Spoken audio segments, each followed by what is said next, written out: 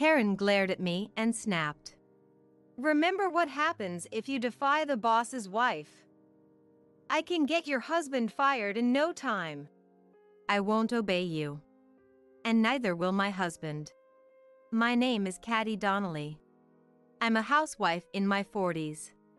I live with my husband Ronald and our 8-year-old daughter Emberly. This spring, Ronald got transferred to the headquarters, so our family moved along with him. We moved into the corporate housing. The company rents the entire apartment complex. It's a new place, and there are many things we need to get used to. But I can't rely on Ronald, who is going to be very busy right after his transfer. I have to handle most of the unpacking and settling in. After the movers finished their work, Emberly and I saw them off at the entrance. As we were heading back to our apartment, a few residents who seemed to notice our move were around, checking things out. I thought it was a good opportunity to introduce myself, so I greeted them lightly. Hello, my name is Caddy Donnelly. We just moved in today. Nice to meet you all. Then, one of the women among the residents walked up to me. Hello, nice to meet you too. I'm Karen Edison. So, did you move here because your husband got transferred? Yes, he started working at the headquarters this spring. Oh, I see. I'm kind of an expert here. Actually, my husband is the manager. If you need any help, feel free to ask me. Karen said with a smile. Karen had neatly applied heavy makeup and looked older than me. Her fashion was also quite unique. I thought I should tidy up our place a bit more before making proper introductions to everyone. Well, I'll come by to properly introduce myself later. Then Karen made a suggestion. Actually, we are having a tea party with the apartment ladies tomorrow. How about joining us, Caddy? Tomorrow? Yes, there's no need to worry. It's just a casual chat. I can introduce you to everyone in the corporate housing. Socializing in corporate housing is important. Then, I'll take you up on your offer and join. But is it okay to bring my child along? She doesn't have any friends here yet, so I can't leave her alone. Of course. I have a son, but unfortunately, he has a class tomorrow and can't join. But there are other moms with kids around the same age, so I'll introduce you to them. Is that so? Thank you very much. And so, right after moving in, we decided to join a tea party with the neighbors. At night, I told Ronald about the tea party. Ronald was pleased. I'm glad you'll be able to make acquaintances soon. She said there would be moms with kids around Emberly's age, so I planned to ask them about schools. That's good. I hope Emberly makes friends soon. The next day. The actual tea party was far from relaxing. Is this the initiation of corporate housing? The tea party was held in the common room, so I went there with Emberly. Several residents had already gathered. A mom with a child around Emberly's age also came. Hello, I'm Caddy, and we just moved into this corporate housing. This is my daughter, Emberly. I'm Keely Burke. My daughter, Carolina, will be starting 2nd grade this spring. Oh, she's in the same grade as my daughter. Is that so? If it's public school, they'll be in the same one. Yes, it's this school. Emberly is nervous about being the new kid. That's understandable. Carolina, Emberly is your age. Go play together. Okay. Carolina smiled and walked to the corner of the room with Emberly, where they started chatting away. I felt relieved seeing Emberly like that. I'm glad Carolina is the same age as her. Keely, as a fellow mom of a classmate, I may need your help from time to time, so I appreciate it in advance. I greeted Keely again. Keely replied, likewise, with a warm smile. It's a relief to have such a nice person in the same corporate housing. Just then, The room fell silent. What happened? Following everyone's gaze, I saw Karen standing there in a flashy blouse, looking angry. She was staring at me and Keely, biting her bright red lips. Keely's expression turned gloomy. Karen approached us with her heels clicking loudly. Karen. Hello. Hello, Caddy.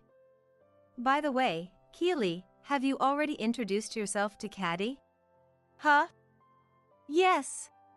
Oh, I was going to introduce you to Caddy myself. I mentioned it to Caddy yesterday, thinking her child was about the same age as Carolina. Yes, that's right. So, the kids have already met. Karen said while watching Emberly and Carolina getting along well. So, my role wasn't needed. I was hoping to connect you with Caddy and her child, but I guess it wasn't necessary.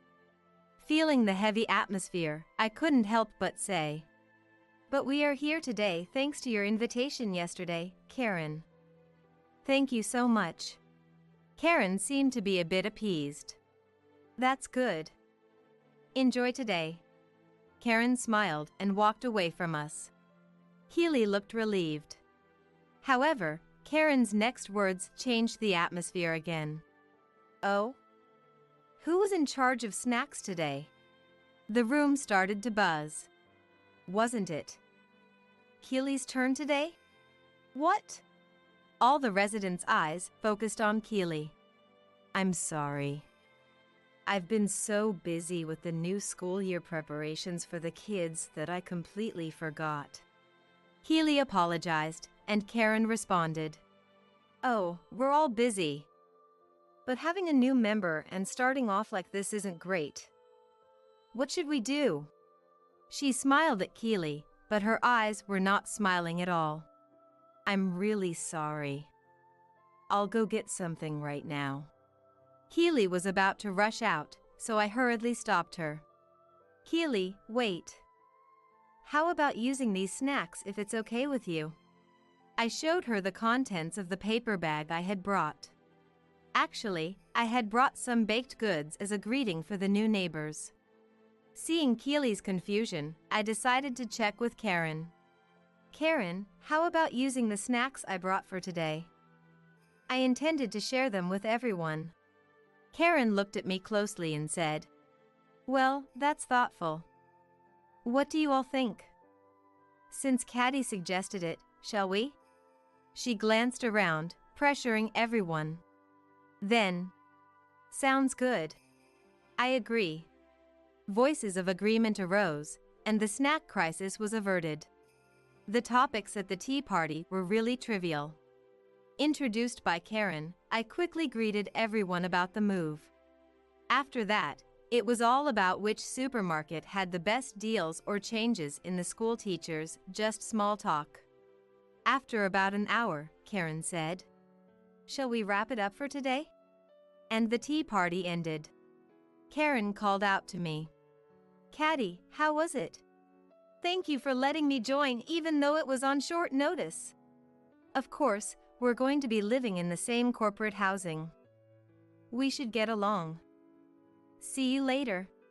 And as she was leaving, she turned to Keely. Keely, make sure to bring better snacks next time. She said this pointedly. While I was helping clean up the table, Keely came up to me. Thanks so much for your help earlier. I really appreciated it. No problem. I'm glad I could help. How often do you have these tea parties? And is it always someone's turn to bring snacks? The tea parties are supposed to be monthly, but it really depends on Karen's mood. You know the bulletin board at the entrance? That's where the next event gets posted.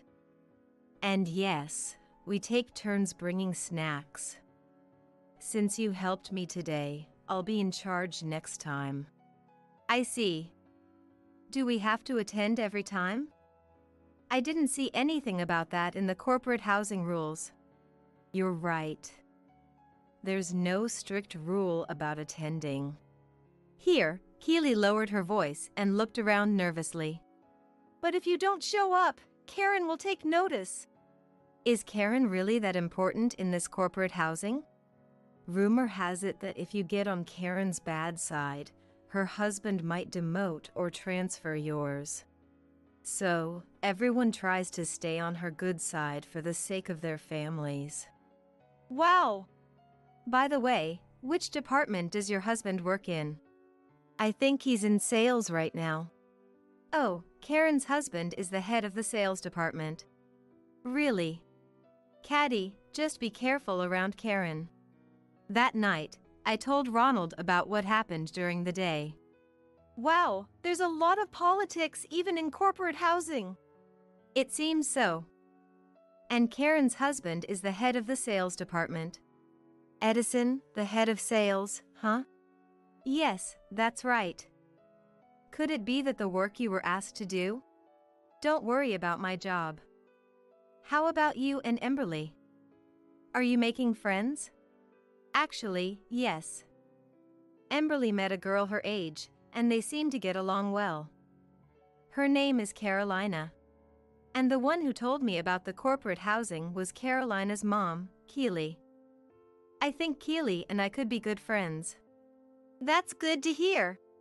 Soon after, the new school term started, and Emberly began going to school with Carolina. Since they were in the same class, they became even closer and started visiting each other's homes. Thanks to this, I also became closer to Keely. And I discovered something else after the new term began. Karen's child was also the same age as Emberly and Carolina and was in the same class. His name was Zeph, but Zeph was a bit of a problem. One day, Emberly came home with Carolina, who was crying. When I asked why, she told me it was because of Zeph. On their way home, Zeph came up behind them and said, "Hey, you two, walk behind me." But since they wanted to get home quickly, they didn't listen, and Zeph pushed Carolina from behind, making her fall. Zeph left without apologizing and ran ahead. Carolina's knee was scraped and bleeding. I immediately called Keely while disinfecting Carolina's wound and putting a bandage on it. I told Keely about what I heard from Emberly and said I was going to talk to Karen and Zeph. But Keely replied, Yeah, the injuries are not that serious, and it's just a kid's fight, so it's not a big deal. But I heard Carolina got pushed, and if something happens, it could be serious. I think we should at least inform Karen. That's true, but honestly, I don't want to draw attention to it. So, I'll leave it for today. Thanks for taking care of it. Carolina, let's go home. Keely said that and took Carolina home. It's true that it's between the kids, and maybe it's better for parents not to interfere too much. However, Karen seemed to have a different opinion. A few days later, we ran into each other at the entrance, and Karen walked over to me and said, Hey Caddy, it seems like Emberly is ignoring my Zeph. What? Zeph says that even when he talks to her, she ignores him. It's really hurting his feelings. I'm sorry. I'll check with Emberly. Even if they had a fight, ignoring is not good. Exactly, please do. I know it's tough, but make sure you raise your kids properly. What? What do you mean by tough? Oh, I'm sorry, it just slipped out. Actually, I heard something about your husband from mine. About Ronald? What did you hear? Oh, should I say this? I heard he dropped out of college. And now he's in our company's sales department. It must be hard for you. Most of the sales team are from prestigious universities. I see. Oh, I'm sorry. My husband is the manager, so I hear a lot. Dropping out must make it tough to keep up with the job, right? It must be hard. What? So, the child rearing falls to you, right? But you can't neglect discipline. If you don't discipline her now, she'll end up causing trouble for others. I see. If you're struggling with parenting, just let me know. I'm the one who disciplines my son while my husband is busy. I can teach you how to do it. I see. Well then, take care. After saying what she wanted, Karen quickly walked away. That night, I told Ronald about my encounter with Karen. That's what happened. Well, it's true that my highest degree is from high school. She probably heard it from Mr. Edison. Even if you dropped out, that was really rude of her. Yeah, it was. But I don't care what she says about me. How are Emberly and Zeph doing? Are they still fighting? I asked Emberly, and she said she's ignoring Zeph because he didn't apologize for hurting Carolina. I told her that's not okay. Hopefully, they can make up. Yeah. A few days after that conversation, the doorbell rang.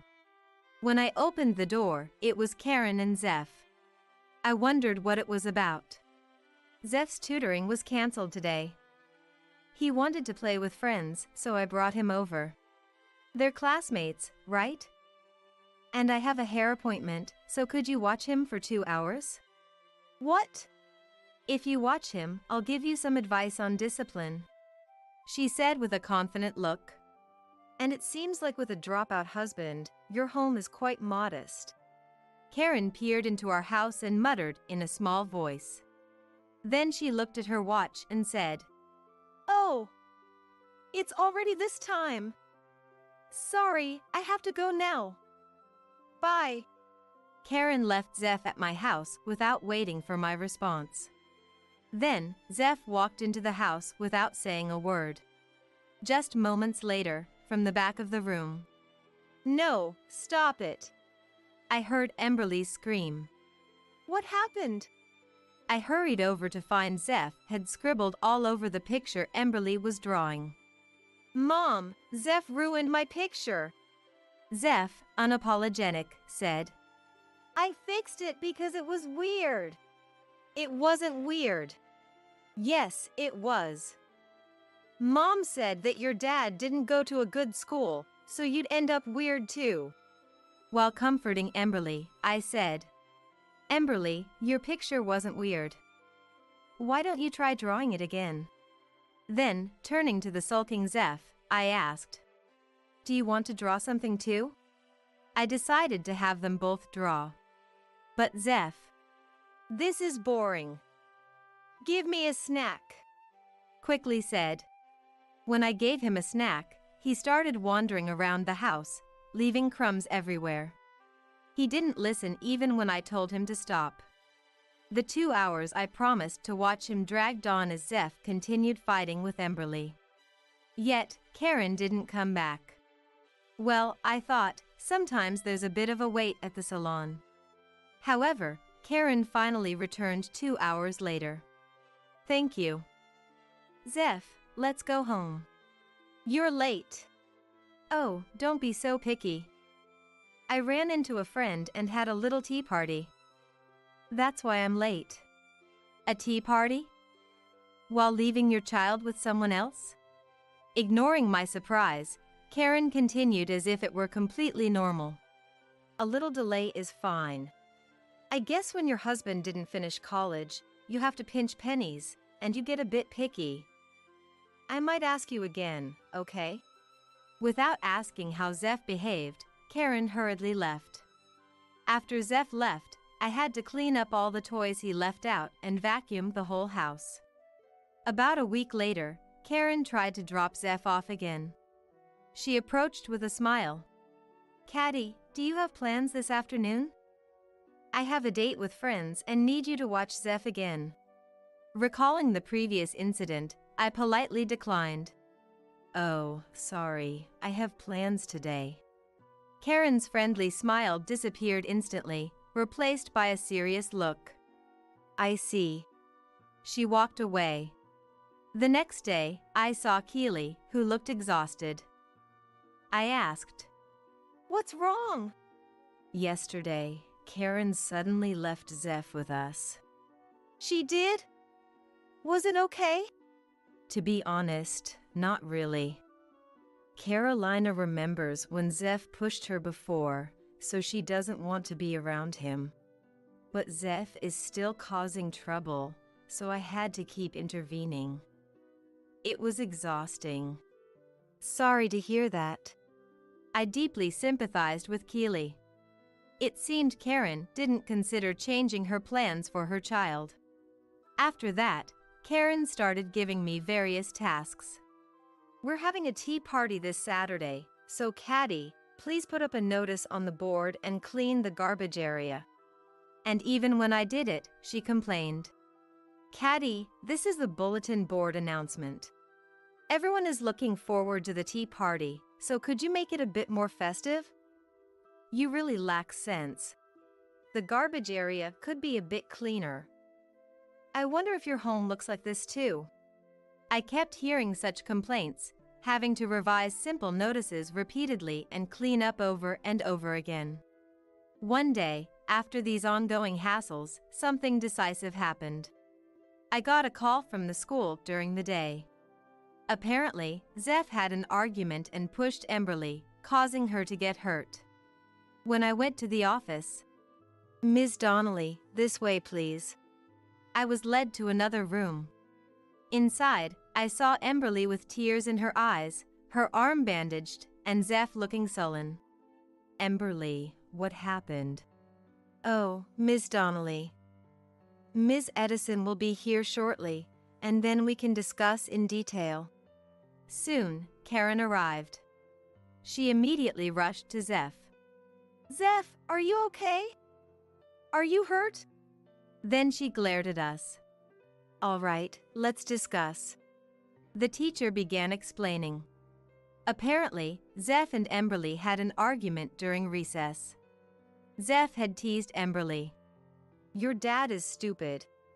And when Emberly retorted, No, he isn't. Zeph pushed her, causing her to get injured. Hearing this, Karen lightly scolded her son. Zeph, you shouldn't push a girl. Sorry for the trouble, teacher. She then apologized to the school staff. We'll make sure this doesn't happen again. She started to leave. I couldn't hold back my voice. Wait a minute, Karen. Zeph hasn't apologized to Emberly yet. When you say that... Oh, I just told him pushing is wrong, didn't I? Don't be so angry. It's just a kid's fight, isn't it? Emberly just got a little scratch. She'll be fine soon. Well then, excuse us. I was stunned by Karen's cold attitude. That night, I talked to Ronald about what happened at school. I feel bad for Emberly. It's because I didn't correct things properly that she got hurt. Yes, I explained it to Emberly, and she understood. But I can't stand Karen anymore. Right. The company's internal notices are coming soon, so let's clear up the misunderstanding. The next day, I saw Emberly off to school at the entrance. On the way back, I ran into Karen. This is a good chance. Today, I'll speak up. Good morning. I greeted her, but Karen coldly replied, Good morning, and tried to walk away, so I said, Karen, can we talk for a moment? What is it? I have plans. Unlike you, I'm not free. I'm not free either. I just want to discuss yesterday's incident with the kids. What? Are you asking for compensation for such a small injury? No, that's not it. Why did Zeph say such awful things to Emberly? We need to talk about it because that's why the kids had an argument yesterday. Oh, that? It's not like he said anything wrong. Your husband did drop out of college, didn't he? That's not the point. Are you telling your kids that dropping out is bad? And that it's okay to hurt others because of it? Huh? That's not true at all. I've raised Zeph properly. I've only taught him the truth. So, you're teaching him that dropping out means he's dumb, as a fact? There's nothing wrong with that. Yes, there is. It's just a baseless assumption. What are you talking about? Dropping out means he wasn't smart enough to continue. So, your husband dropped out because he wasn't smart enough. Karen kept repeating the words dropped out over and over. My husband says dropouts are useless. So, that means your husband, right? Your husband is in the sales department, isn't he? My husband is the sales manager, and he complains about him all the time. Ah, so that's why Zeph has been saying things to Emberly. As I was thinking that, Karen continued. So, could you tell your husband to try harder? What? If there's a dropout in the sales department, it hurts our company's reputation. I want to support my husband as a good wife should. If there's someone useless, it should be pointed out. That's a wife's duty, right? I have no intention of meddling in my husband's work. What? I was just giving you friendly advice. If you defy me, I'll have your husband fired. Think I'm bluffing? Karen looked down at me with an air of superiority. Oh, really? I couldn't take it anymore and decided to reveal a truth. Go ahead and fire him if you can. By the way, let me correct you, Karen. You said our company, right? Actually, it's not your company. It's my husband's company. What? Yes, it's my husband's company. What are you talking about? I'm close with the president's wife. Don't say nonsense. This is why dropouts are troublesome. Only people at your level would fall for such lies. The current owner, the president, is quite old now, right? So Ronald, who was in charge of a branch, will take over. He's been working in the main office's sales department since spring to prepare for the transition. What? By the way, the president is my uncle. Uncle? My uncle and his wife don't have children. So they chose Ronald, a trusted relative, to take over. Ronald is the next president and the owner of the company. Do you understand? What? That's a lie. If he were the next president, he'd live in a fancier house, right? This is corporate housing. Your home's interior looks so modest. It's like you're poor. People can live wherever they want. The current president does the same. We don't plan to live in a mansion. We'll be moving out of here eventually, though. So, a dropout is going to be our company's president? Is that okay? Ronald's education might be considered incomplete, but he received elite training under the current president. It's rare these days, but he was mentored closely by the president from a young age. He was also sent to business school overseas. What? What are you saying? As Karen said this in shock, another voice chimed in. That's right. I've served the president since I was young. I'm deeply grateful to have married his niece. The voice was my husband, Ronald. What? Why are you home? I was surprised by Ronald's sudden appearance. I came to inform you about the company's internal notice today and to clear up Ms. Edison's misunderstanding. What? Husband? You mean the CEO? Yes. I'm sorry for the late introduction. I'm Ronald Donnelly. I'm sorry for causing some confusion. But until the internal announcement was made, it was a secret even within the company, so we couldn't tell anyone at corporate housing. I see. I understand. By the way, Mr. Edison has also received an internal notice. What? Does that mean he's finally getting promoted? Actually, it would be best if you heard it from him directly, but I think it's important to prepare and brace yourself, so I'll tell you. Prepare? Brace myself? What do you mean? Mr. Edison has been demoted and his punishment will be decided later. What? What do you mean? Is it because my son called the CEO stupid? I'm so sorry. I'll make sure to talk to my son about it. Please forgive us. No, that's not good either, but the situation is more serious. What? Then why? Well, it's a common issue in the world, but it's a first case in our company. He demanded improper kickbacks from a client. It was a financial matter. It had already been confirmed, but now it's come to light. What? I was in the sales department to investigate the details. Considering the future, you should talk things over with your husband. What? What is this? I can't just sit here. Excuse me. Karen ran off as if she were escaping. After that, Mr. Edison's family moved out of corporate housing. The more they investigated Edison, the more they found, and he was eventually dismissed.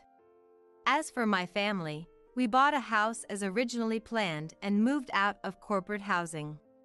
We could have stayed in corporate housing, but we didn't want to make other families uncomfortable. However, since Emberly had gotten used to elementary school, we bought a house near corporate housing. Thanks to that, Emberly can still play with Carolina after school, and she's happy about that. Also, since Zeph, who used to bully them at school, is no longer there, they can enjoy their time together. I've become the CEO's wife, but my relationship with Keely hasn't changed. I was really surprised. I can't believe you're the CEO's wife. I'm sorry, I couldn't be honest with you at first. Yeah, you can't talk about things that aren't officially decided. How are things in corporate housing since Karen left? Well, the tea parties have stopped. Really? Yes. It seems like Karen was the one who started them, so without her, everyone found it bothersome to hold them monthly. Well, for casual conversations, you don't need to gather every month. That's right. If there's anything necessary, we can post it on the bulletin board. That's what it's for. It seems corporate housing has become quite peaceful. Later, I heard a rumor that Karen got divorced. Apparently, she's now living as a single mother with Zeph. She used to be so bossy and demanding when she was in corporate housing, but now she's on the receiving end, working at a supermarket. I guess it's what they call karma. And we have a new addition to our family. Emberly found a puppy on her way home from school, and she insisted we keep it. The puppy is so cute, and now it's the darling of the whole family. We're planning to go camping with the dog this summer. It will be a fun trip as long as we're together as a family, no matter where we go. Kennedy, if you bought a new house, we're moving in with you. It's unthinkable for part of the family to leave the rest of us behind. Now that you're married to Cody, we're all in this together. Why do you have to stick so close to us? This is Cody's and my life. Don't you think it's time to let your son go? Why should we have to do that? Cody may be married, but he's still part of our family. And since you married Cody, you're now part of our family too. I appreciate you saying that, but I'm not a fan of being tied down. Regardless, I'm going to live with you too. It's useless to say no. If you won't accept it, I'll make you get a divorce. All right then. In that case, we'll get divorced. When I said that, my in-laws seemed overjoyed. They must be thrilled about being able to move into a new house. And no doubt they're happy to remove me from the family. I was fed up with my in-laws, so I'm feeling refreshed to get away from them. However, on moving day, I got an angry call from my mother-in-law Matilda. She must have finally realized she fell into the trap I set. What's going on here? This isn't what we agreed on. This is unacceptable. Do you have any idea how awful what you've done is? It's too late to say that now. Cody and I are already divorced, so I have nothing to do with you anymore. Just accept living in that house quietly. Bye. Then, as if he'd been listening in, my ex-husband Cody took over for Matilda. You think you can get away with this? I never knew you were this unreasonable. I'm baffled as to why I ever married someone like you. Right back at you. When I said that, Cody fell silent, apparently unable to find a retort. I hope they, thinking only of themselves, will suffer thoroughly. My name is Kennedy, 28 years old. I work at a real estate company I joined after graduating college. My job isn't to do sales myself, but to entertain clients brought in by our company's salespeople. So I don't do any outside work, and am always in the office. But this job involves talking with many people, so there are apparently a lot of chances to meet someone compared to other companies. Thanks to that, I started dating someone I met through work a few years ago, and we ended up getting married. When I first met Cody, he was a truly wonderful man. He forgave me no matter what I said and always put me first. When I introduced Cody to my friends, they were so envious. Cody really is a great guy. You won't find many like him, so you have to cherish him. I guess you met him because you're a good person too, Kennedy. I'm so happy to hear you praise him like that. I've never met such a good man either. That's why I intend to treasure him. We just got married, so there's still a lot I don't know though. But you dated him for a long time before getting married, right? So you must know him pretty well. Everyone around us is starting to get married too, but I think Cody is the best of all. There aren't many people who can think that much of their spouse. That may be true, but I can't relax just yet. I don't know what kind of people Cody's parents are, and there's the whole daughter-in-law issues too. They seemed like good people when we met though. If they raised a guy like Cody, his parents must be good people. But you never know what might happen in this world, so you can't be totally at ease. If anything happens, you can always talk to me. I'm on your side, Kennedy. I'm so happy to hear you say that. I'm always relying on you. Sorry about that. My friends praise Cody a lot. I like Cody too, but when my friends compliment him, I end up liking him even more. It makes me think I have to treasure him more, and reaffirms just how precious he is. Even after getting married, Cody stayed a good man, always putting me first. From what I hear, a lot of people change completely after marriage, so I'm really grateful for Cody's personality.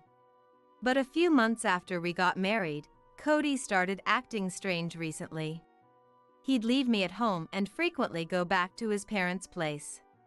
I didn't know what he was doing, so I decided to ask him. You've been going back to your parents a lot lately. What are you doing there? If something happened with your family, I'd like you to tell me about it. Is there some issue you can't even tell me about? It's nothing. I just go back because I want to. Or is there some reason I'm not allowed to visit my own family? I didn't think you were the kind of woman to be so controlling. That's not what I meant, but why are you talking like that? You've been acting weird lately. Did something happen? If you're having trouble at work, I'm here to listen. Just because you're some big shot at a real estate firm, you think you can boss me around? If you have that much free time, why don't you find us a house to live in? You're in real estate, so it should be easy, right? All right, I'll look for a house for the two of us then. Do you have any particular conditions you want? I'll take those into consideration if you do. We might have kids in the future, so I want as big a house as possible. We don't know how many we'll have, so find the biggest place you can. Since Cody told me to, I started looking for a house. I wasn't thrilled with how he said it, but I'm glad he's thinking about things like our future kids. Honestly, if we were a normal couple, it might be weird to be happy about just this. But I've been worried with Cody constantly going back to his parents' place, so even this made me happy. And when I was looking for a house for the two of us, I found a few good ones. So I decided to suggest them to Cody. Cody is the type to carefully consider everything, so I don't expect him to make a decision right away. But I'm hoping to at least get his opinion. I was thinking about that when Cody happened to get home from work. So I decided to talk to him about the house stuff. Hey, I found a few good houses. Can you take a look? I'm not saying you have to choose from these, I just want your opinion.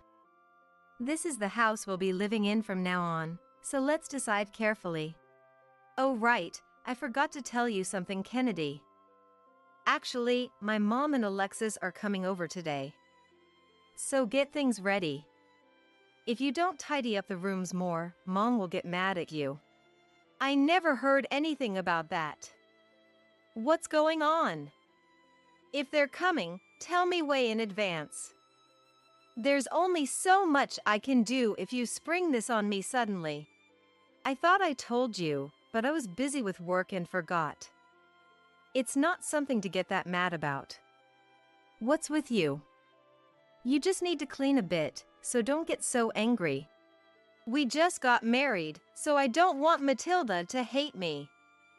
I can't believe you don't understand how I feel. I was trying to talk about the house and everything, but now that plan is ruined. Why are you so mad? It's just two family members coming over. And we can talk about the house whenever, it's fine. You're in real estate, you must talk about houses all day. If anything, I figured you wouldn't want to talk about it. Talking about real estate for work and talking about the house we'll live in are completely different. I've been squeezing in time to look this whole time. Why are you saying such awful things? I was so happy when you said we should look for a house. Cody doesn't seem to understand my feelings at all, looking totally unfazed. It's not like I'd react this badly if Matilda and my sister-in-law Alexis were nice people. But Matilda and Alexis seem to hate me, always acting superior and pressuring me. I haven't told anyone, but it's really stressing me out. I haven't told Cody because I don't want to make him worry. So I don't think he's noticed at all. Still, I'm clearly showing how much I hate this. I'm so disappointed he won't sympathize with me at all. He was so kind before we got married. Why did it end up like this? Before we got married, he was desperate to win me over. But now that he has me, maybe he stopped caring. But now that we're married, I can't just easily get divorced. So I start getting ready for the two of them to come, even though I don't want to. But while I'm getting ready, the two of them show up. My, I thought he told you we were coming, but you're still cleaning up. You really are a slob through and through. I can't believe why Cody married you. I'm sorry, I only just heard you two were coming. If I knew in advance, I would have gotten ready. You think that excuse will fly? You should keep things tidy even if we weren't coming. Living in a messy house, there must be something wrong with you. It wasn't that messy. I'm almost done cleaning, so please wait a bit. Go on in and relax with Cody for now. Geez, making us go out of our way. There's definitely something wrong with you. If you're part of our family, you need to get your act together. I heard you work for a real estate firm, so I thought you'd be more capable than this. The two of them just keep bad-mouthing me. It seems like they dote on Cody so much that they don't like me, his wife. I heard before that the two of them told Cody he never had to get married. Normally you'd think they'd want him to get married, but apparently this family is different. They want to stay together as much as possible. Alexis apparently chose not to get married for that reason. But there's nothing I can do even if they say that to me after we're already married. If they're going to complain, I wish they'd complain to Cody, who chose to get married. But even when they say stuff to me, Cody doesn't take my side at all. He doesn't seem to care even when I try talking to him directly about it. Why did those two suddenly decide to visit? Honestly, I don't like them, so I want them to leave soon. At this rate, it's going to really stress me out. Apparently they're renovating their house, so they'll be staying with us for a while.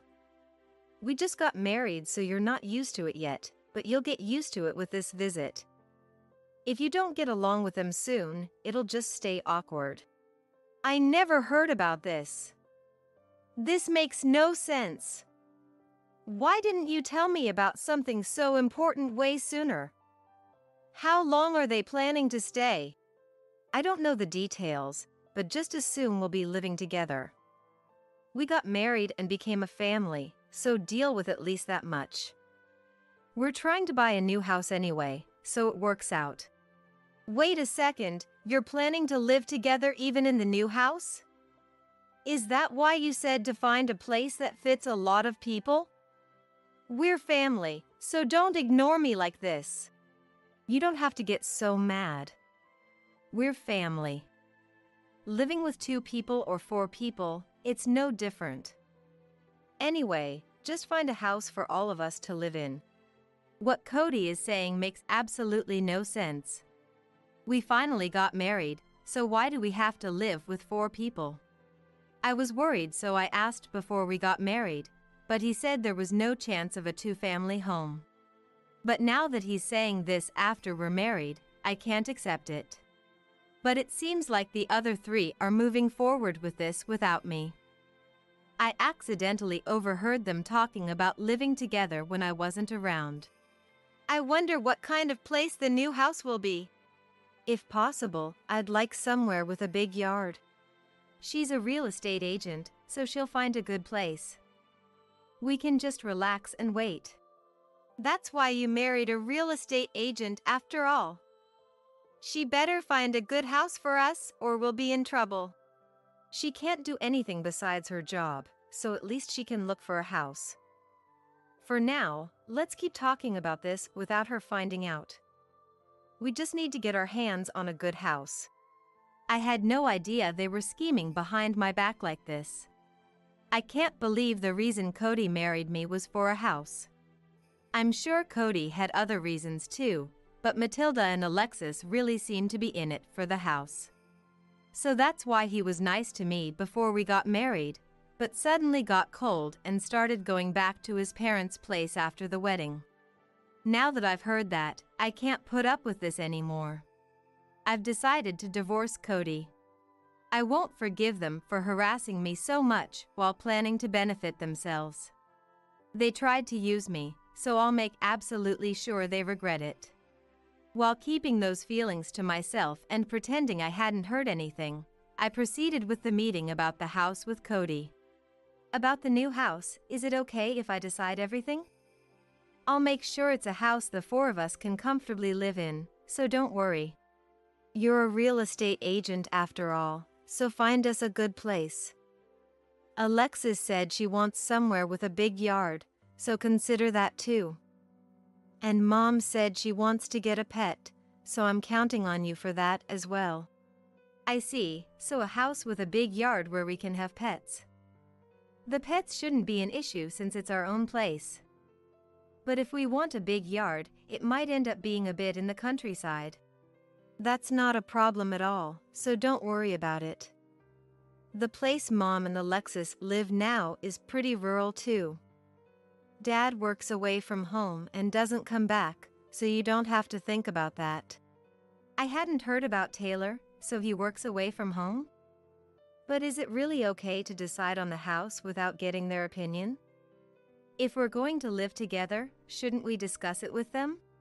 Those 2 are leaving it to you since you're a real estate agent. So you can go ahead without worrying about them. If anything happens, I'll take responsibility, so don't worry. It's just until the renovations on their house are done anyway. We don't have to think too hard about it. Cody says that, but I know better since I overheard them. Rather than trusting me, they're just trying to use me. Honestly, I say the four of us will live together to Cody, but I have no intention of that. I'll wait for the right moment, then send my in-laws crashing down. I'm sure once we buy the new house, they'll say we're all living together forever. So that's what I'm aiming for as I advance my plan. I don't know how it will turn out in the end, but I'll keep thinking things over as I proceed with the plan. But even while I'm thinking about that, Matilda and Alexis keep harassing me. As for Alexis, apparently she quit her job right when she came to stay with us. And she has the nerve to demand money from me. Hey, I heard real estate agents make good money. Is that true? If it is, I'll hold on to it for you. I used to work at a bank, so you can feel safe in trusting it to me. You don't have to go to the trouble. I have the bank managing it properly, so don't worry. Thank you for your concern though. You really don't get it, do you?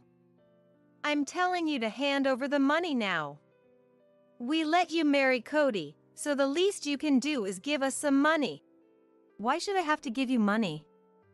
And if you need money, I think you should work for it. I don't get why you're demanding it from me at all.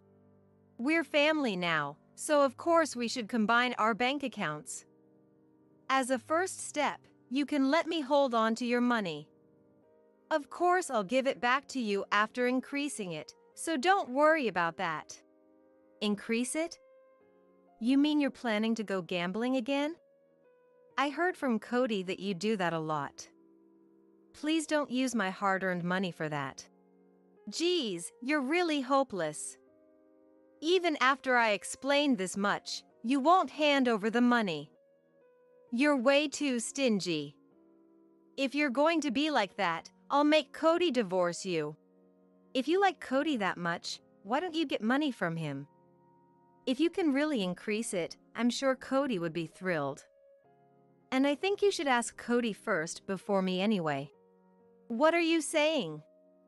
Cody's salary is low, so I feel bad for him. You must have a screw loose if you don't get that. I won't forgive you if you keep this up. So you don't feel bad for me? This makes absolutely no sense. Anyway, I have no intention of giving you money. When I said that, Alexis stormed off somewhere, probably realizing she definitely wasn't getting the money. I guess even Alexis couldn't do anything after I firmly refused like that. But trying to live with us and even demand money from me, it's totally absurd. The more they stress me out like this, the more I want to get back at them majorly. That said, I didn't think Alexis would give up that easily, so I decided to watch the situation for a while. The next morning, while thinking about that, I checked my bag.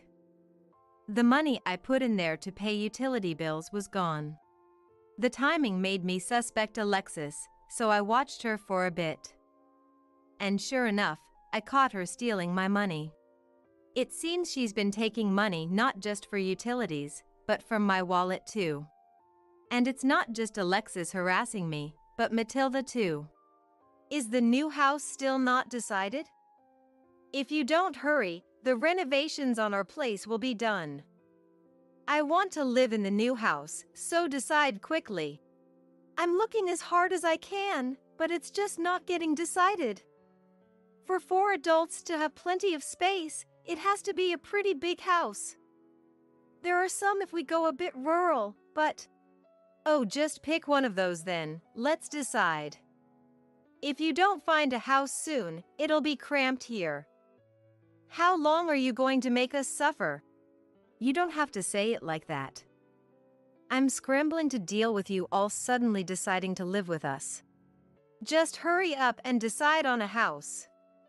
Make it so we can move in 2 weeks. Otherwise, I'll have Cody divorce you. Oh, okay. Normally, I'd hate only being told unpleasant things, but for me, fully intending to divorce Cody, Those words made me happy. I decided to take what Matilda said at face value and act on it. So no matter what they say to me, there's no room for argument. After all, it's what Matilda herself told me to do. And just as they requested, I found a suitable house and brought it up with Cody.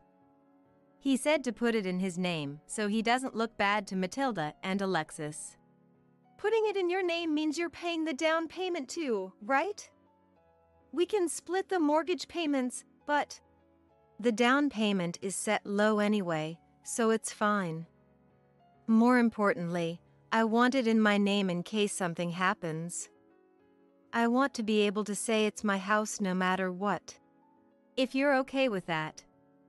And you don't need to check anything else about the house? You won't complain even if I go ahead with the contract like this? You took Mom and Alexis' opinions into account, right? Then I won't nitpick. You can double-check with them if you want, but I don't think they'll say anything. I'll check with them so I don't get complained at if something happens. I'm afraid they'll gripe and push responsibility onto me. I'll confirm with them tomorrow and go ahead with the contract if it seems all right. As long as it's in my name, I don't care about the details. You 3 women can do whatever you want with the rest. Since he said that, I decided to get confirmation from those 2 so they wouldn't have any complaints. It seems like they trust me with finding a property since I'm a real estate agent. So I don't think they'll have any objections, but I wanted to check just in case. I have to, or else I feel like they'll gripe at me in all sorts of ways after we move. Thinking that, I immediately went to confirm with the 2 of them. I found the house we'll be living in next, but can you check it? It's a property with a big yard and ability to have pets that you 2 mentioned. That said, I assume you 2 will move out right away, but if it has a big yard, anywhere is fine, just hurry it up. I heard you were a capable real estate agent, but you're way too slow. If you're thinking of us, put a move on it. Anywhere is fine with me too as long as it's bigger than here. But having pets has always been my dream, so keep that in mind. Just get a move on or staying here will get depressing. I'm going as fast as I can here. It has the conditions of a big yard and allowing pets, so are we good? Then I'll go ahead with the contract on this house. We don't need you to check that stuff. Just hurry up and sign the contract. How long are you going to make us live here? You really don't think of your family at all. I'm sick of it. Having firmly gotten statements from both of them, they have no right to complain no matter what kind of house it is. And it's huge that Cody is paying the down payment even though we're splitting the cost of the house. I wanted to reduce the amount I'm responsible for even a little. He's not usually this generous with money, so I think Matilda is assisting him. When I told Cody the contract was complete, Matilda and Alexis called for me. You finally decided on a house. You really are incapable at your job. Well, we'll be living together from now on, so I'm counting on you. Even if you say we're living together, it's just until the renovations are done, right? Oh, did I not tell you? We are renovating, but we already sold our old house. So we intend to live with you permanently. I never heard anything about that. Why didn't you tell me something so important? If it's true, I definitely think you should have said so from the start. What's the difference between living together a little while or forever? Just think of it as the time frame getting a bit longer. Are you trying to say you hate living with us that much? I really think Mom is totally right. Do you dislike living with my family that much? I can't believe you would say something like that. I just feel like my opinion isn't being considered at all. No matter how you look at it, it's wrong, so I don't want to live together. You could think about my feelings a little more. If you're that against living with us, we'll have Cody divorce you. I bet you don't want that, right? So live with us. And keep doing the housework for us too. If I have to go that far, then please divorce me. I loved Cody, but he's been strange lately.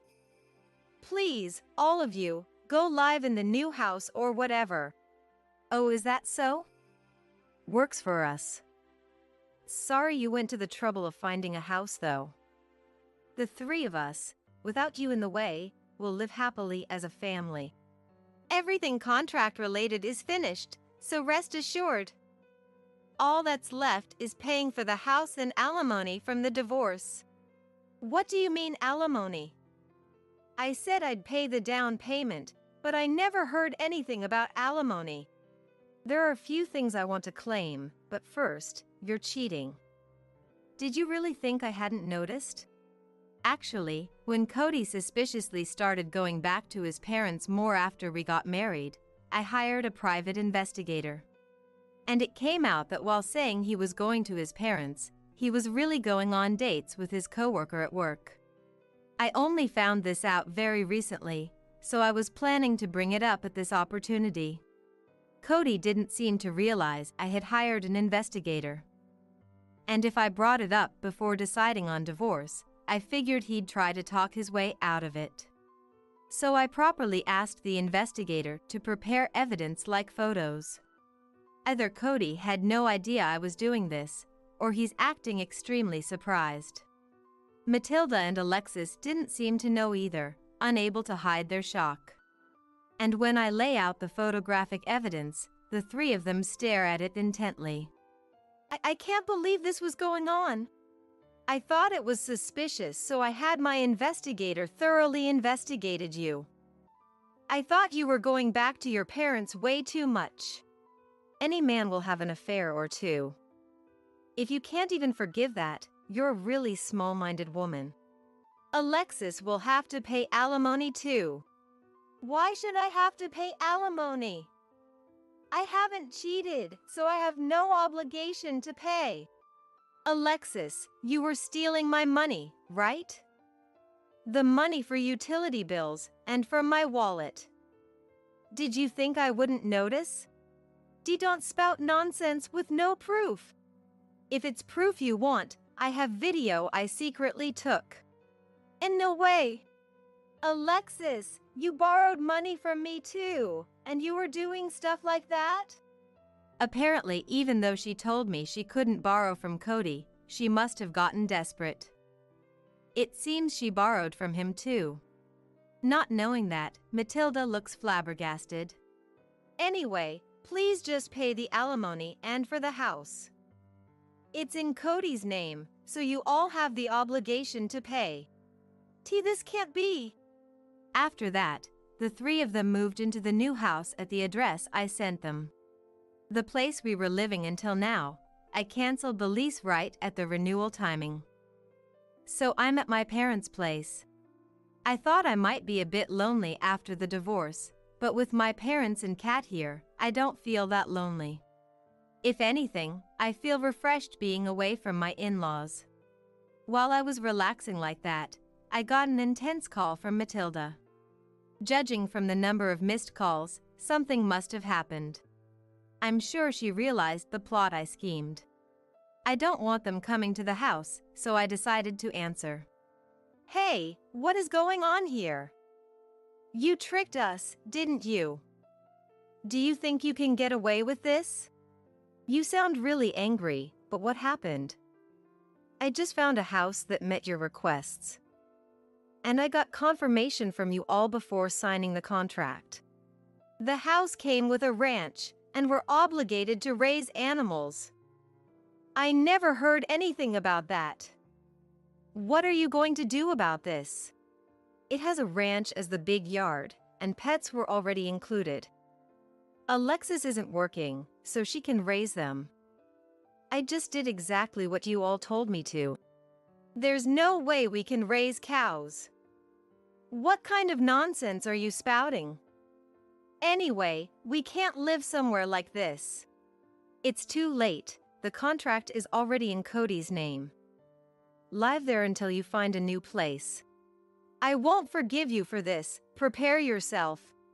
When I got your permission, you all signed the contract, remember? So no matter what, this will work out in my favor. And no way! When did you do that? Did you know we were trying to use you?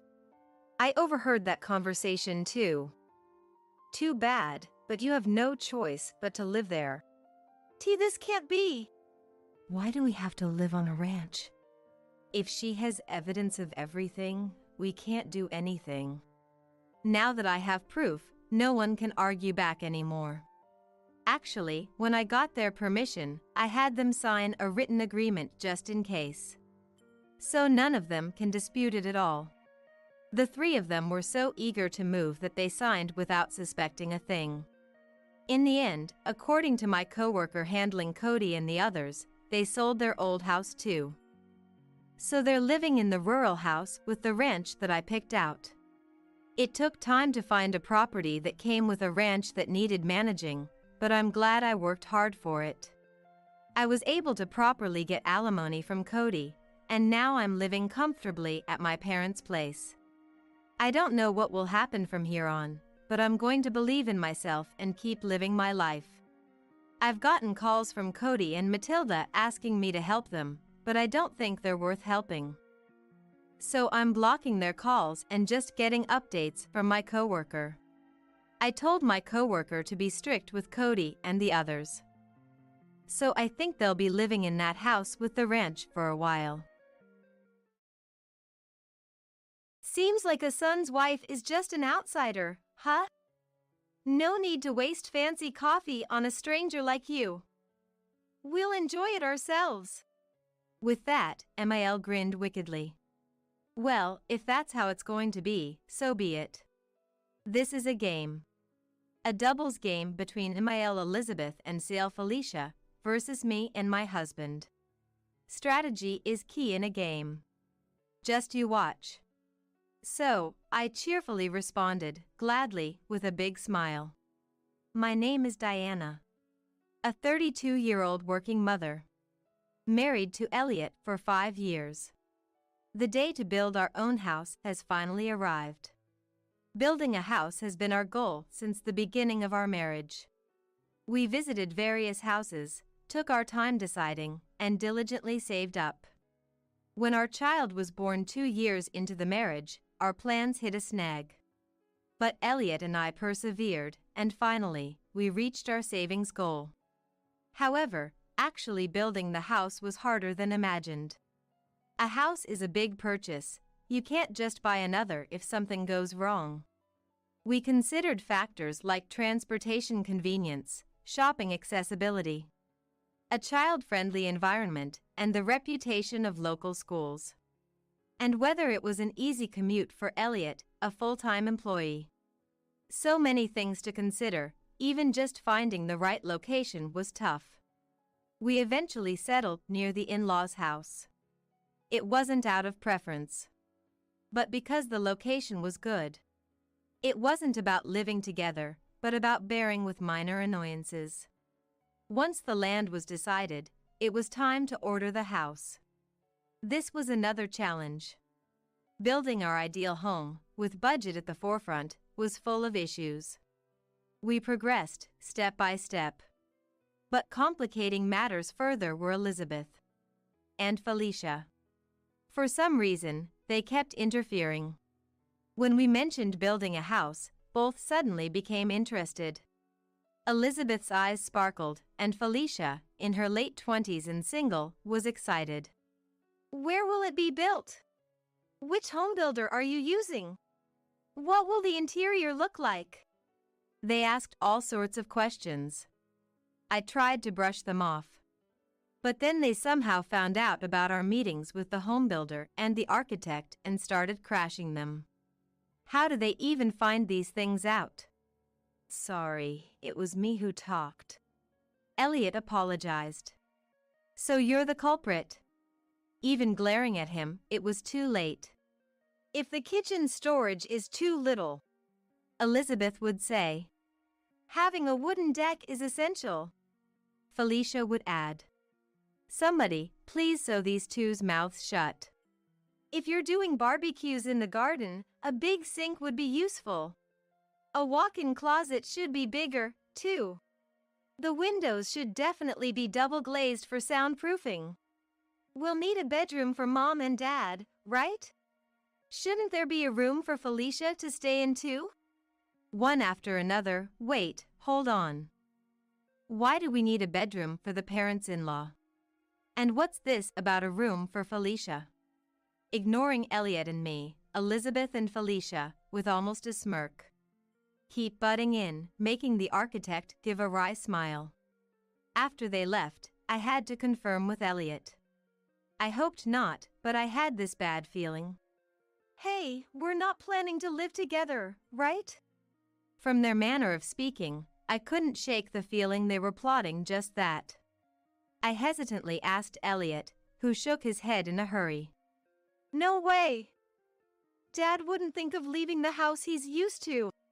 And Felicia's old enough, even if our parents' house was gone, there's no way she'd move in with us. That's what I thought. Elliot denied it, but my anxiety didn't disappear. Somehow ignoring Elizabeth and Felicia's interference, we decided on the design and started construction. And a year later, our dream house was finally completed. It was tough, long, and oh so annoying. Lying on the living room sofa after moving in, I closed my eyes and recalled all the hardships. It was educational and fun looking at various properties. Hey Mom, is it okay to put my cup here? Why not? Let's use this corner of the cupboard for mine and Felicia's things. There were times, pointed out by the architect, when I felt disheartened by the difference between the ideal and the reality. The best room on the second floor has to be sunny, right? I'll take the biggest one? Yeah, I'm getting old, a small room would be tiring. Let's go with that. I really wanted to plant a viburnum in the garden. But who knew I'd have to research the type of soil, too. Okay, then I'll call the moving company. Thanks. You're reliable, Felicia. And then there's, wait, what's with these people swarming my house? Elizabeth and Felicia. Why are you meddling with things inside the house? We're just moving things to make it more livable. Felicia replied nonchalantly to my question. My clothes, still in boxes, were pushed to a corner, and somehow Felicia's clothes were making their way into the closet. Elizabeth too. This new house is nice. It's exciting, said, making herself coffee and starting to eat cookies. No, crumbs on the floor. Hey, both of you, stop doing whatever you please. This is our house, you know. I shouted, panicked, as the two behaved as if they were the ones who would be living here. But at that moment, the atmosphere changed. What are you talking about? Felicia said. Huh? As I tilted my head in confusion, Felicia pointed and continued. This house was built by my brother Elliot. Elizabeth nodded in agreement. That's right. It's my son Elliot's house. What's wrong with parents or siblings living here? There's plenty wrong with it. The worry I had since before the house was built seemed to be turning into reality. Could it be these two? Then that settles it. Felicia and I will take the big room on the second floor. The room next to it will be Elliot's, no problem, right? There's a big problem. The big room is for me and my husband, and the next room is for our son. What are you talking about? Elliot and the grandson can just share. What Elizabeth said made no sense. No, it's too small for Elliot, me, and our son.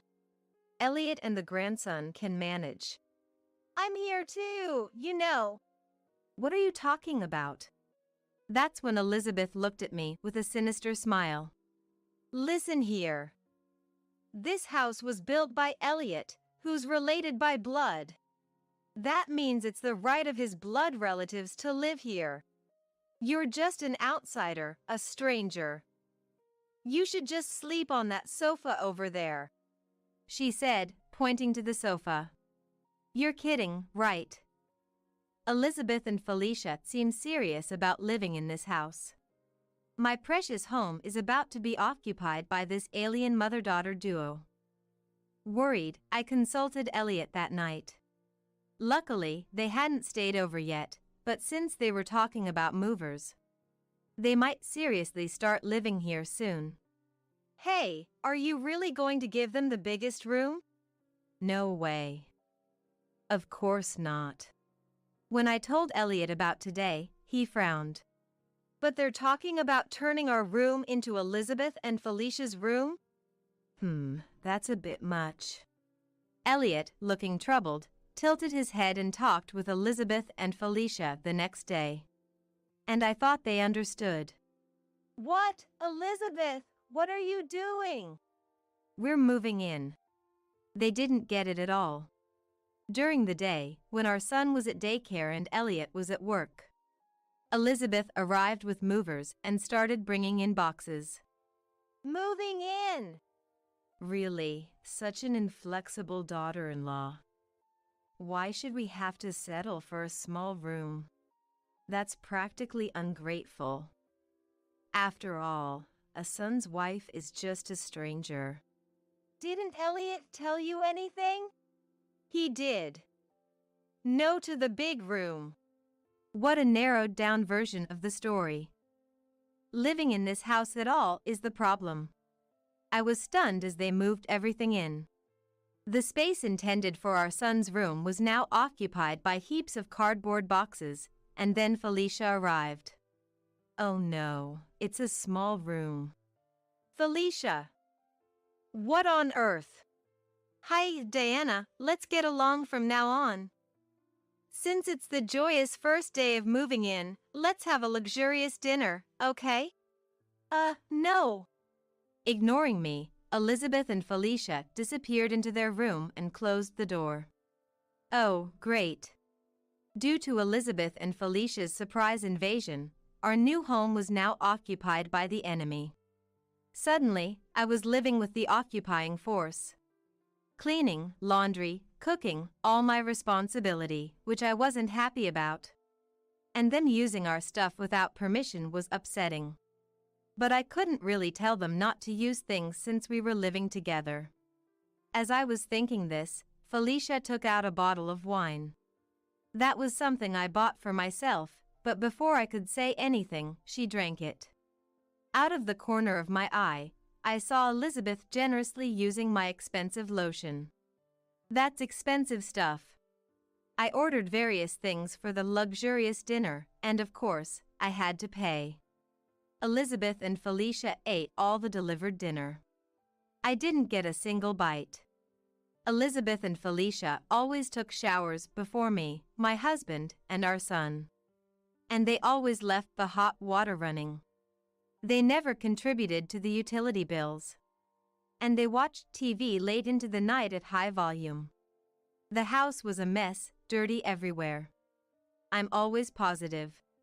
Gradually, the absurdity became amusing. I decided to enjoy it. This was a hospitality game with Elizabeth and Felicia. Getting angry is bad for the skin, after all. So, let the hospitality game begin. One holiday. During a day off when Elliot and our son were home, Felicia woke up scratching her head and sat at the dining table. And she asked me, I'm so sleepy. Didn't get enough sleep. Is there coffee? Still sleepy after sleeping till noon. Then Elizabeth woke up. And similarly, Diana, make some coffee, she said, so I stood up. This is a game, a game. I win if I impress them. With that thought, I opened the cabinet with the coffee. Let's see, there should be the instant coffee I bought yesterday. It was a bit more expensive than usual. I showed it with a smug face, but they both looked disappointed. Don't they like it? Then Felicia stood up and started searching the cabinet. And Found it. she said, taking out coffee beans. Ah, those are from a gift Elliot got from his boss. It's not just any coffee, it's premium. We don't drink coffee from beans at home, so it was kind of wasted on us. Misunderstanding my expression, Felicia smirked. What? Hiding such good beans, Diana? You're so mean. Eh? Elizabeth nodded at Felicia's words. Really? You don't want us, who are not blood related, to drink delicious coffee. You're definitely an outsider. Such an outsider doesn't deserve this luxury coffee. What? We'll drink this gifted premium coffee. An outsider like you is fine with instant coffee, lol. And Elizabeth laughed. This is not making any sense. But there's no interpreter. For me, it's actually a relief that they're using up the bean coffee. Seeing Elliot nodding in agreement. Sure, I'd be glad to, I said with a smile. She probably didn't expect that kind of response. What? Elizabeth looked surprised. Ignoring that, I took the coffee beans from Felicia. All right, I'll make some delicious coffee now. Okay then. Felicia seemed puzzled by my smile. There I was, rolling up my sleeves, ready to go. Let the game begin, making delicious coffee. But when I opened the bag and saw the beans, I was a bit stumped. I called Elliot, who was looking worried, for a consultation. He came over as I gestured. What's up? Hey. How do you use coffee beans? I've never made coffee from beans before. I asked Elliot, but I don't know either. He replied. Now we're in trouble. Our game of making the best coffee has hit a snag right from the start. Should we look it up online? No, that's the last resort. What to do then? Just have to wring out whatever little knowledge we have. I think you have to grind them into a powder, said Elliot. Okay, that makes sense. But we don't have a mill or a blender. What about a mortar? It got lost during the move. After some thought. Maybe it's fine just to use the beans as they are? I strongly agreed with Elliot's suggestion. So, let's give it a try. Beans as they are, into the coffee maker's filter. Okay, pour hot water over this. Look, Diana, it's getting color. Really? So it's a success. The color is super light, but surely that's what premium coffee looks like. Encouraged, we continued pouring hot water. It's done. We've made premium coffee. We proudly presented it to Elizabeth and Felicia. Elizabeth and Felicia sighed deeply at us. Finally done? How long did it take you to? Seriously. Because of a stranger son's wife, time is wasted. It's so light. Elizabeth smirked as she criticized me, then screamed when she saw the coffee. What? It's so light. Is this tea? Felicia frowned at the coffee too. We, the couple, shook our heads in disbelief. Genuine premium coffee, extracted from high-quality beans. It's probably light in color because it's high class. We have milk and sugar if you need, but you should try it straight first. With a musical note, I cheerfully pushed the cups towards them. But... Please, go ahead. Elliot, is this really premium coffee? Yeah, the finest kind Diana and I made. Try it. After being cheerfully encouraged by both of us, they reluctantly tasted the coffee. Immediately after. So weak. Disgusting. Elizabeth and Felicia both exclaimed. What is this? This is not coffee. What is this? It's definitely weird. Diana, how did you make this coffee? I just poured hot water over the beans. What? Was something wrong? I looked at Elliot, but he just shrugged. Weird, I just made it normally. Too high class for your taste? Huh? I am a woman who suits high-class stuff. It's this coffee that's odd. Ah, good. Then please drink it all. No, but I mean... Here you go. If high-end stuff suits them, they'll surely get used to it while drinking. So, there's only one thing to do. I pushed the coffee cup to Felicia's mouth and made her drink forcefully. Meanwhile, Elliot, calling it filial piety, was encouraging Elizabeth to drink. Now, this is getting fun. The daily game is enjoyable. Elizabeth, shall we clean your room? Hey, at least knock first. Ah, sorry. Since you always enter our room without knocking, I thought it wasn't necessary. Felicia, all this stuff on the floor is trash, right? I'll throw it all away. That's a premium bag. Elizabeth, since you said the seasoning was too light yesterday, I made it stronger today. Too strong. Not just strong, it's spicy. Felicia, it seems you like my lotion, but I have something better. It has a unique smell, but it's good for your skin. Smelly. What is this? Don't put it on my face. The game of pleasing them was getting more and more fun. I continued to serve them with increasing enthusiasm. They cried with joy, so I win.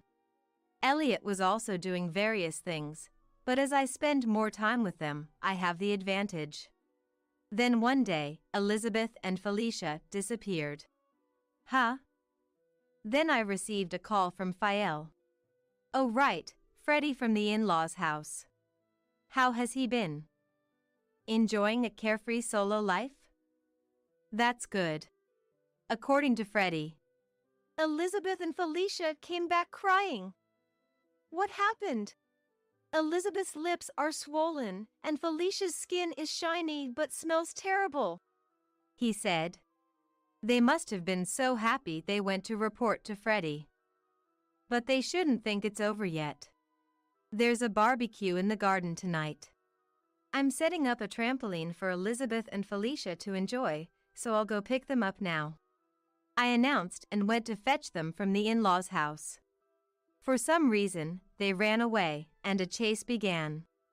Eventually, I easily caught elderly Elizabeth and Felicia, who boasted about knowing all the hiding spots since childhood, was found by Elliot. Stop it! Stop it, please! They cried with joy, no need to be shy. A few days later, movers suddenly arrived and took Elizabeth and Felicia's stuff away. Why? I wanted to show more hospitality, I said to them hiding behind Freddie at the in-laws' house, and they shook their heads vigorously with pale faces. Elliot looked genuinely disappointed. Hey Elliot, seems like our hospitality wasn't enough for Elizabeth and them. Is that so? Maybe we need to study more. Hearing this conversation, Elizabeth and Felicia began to tremble.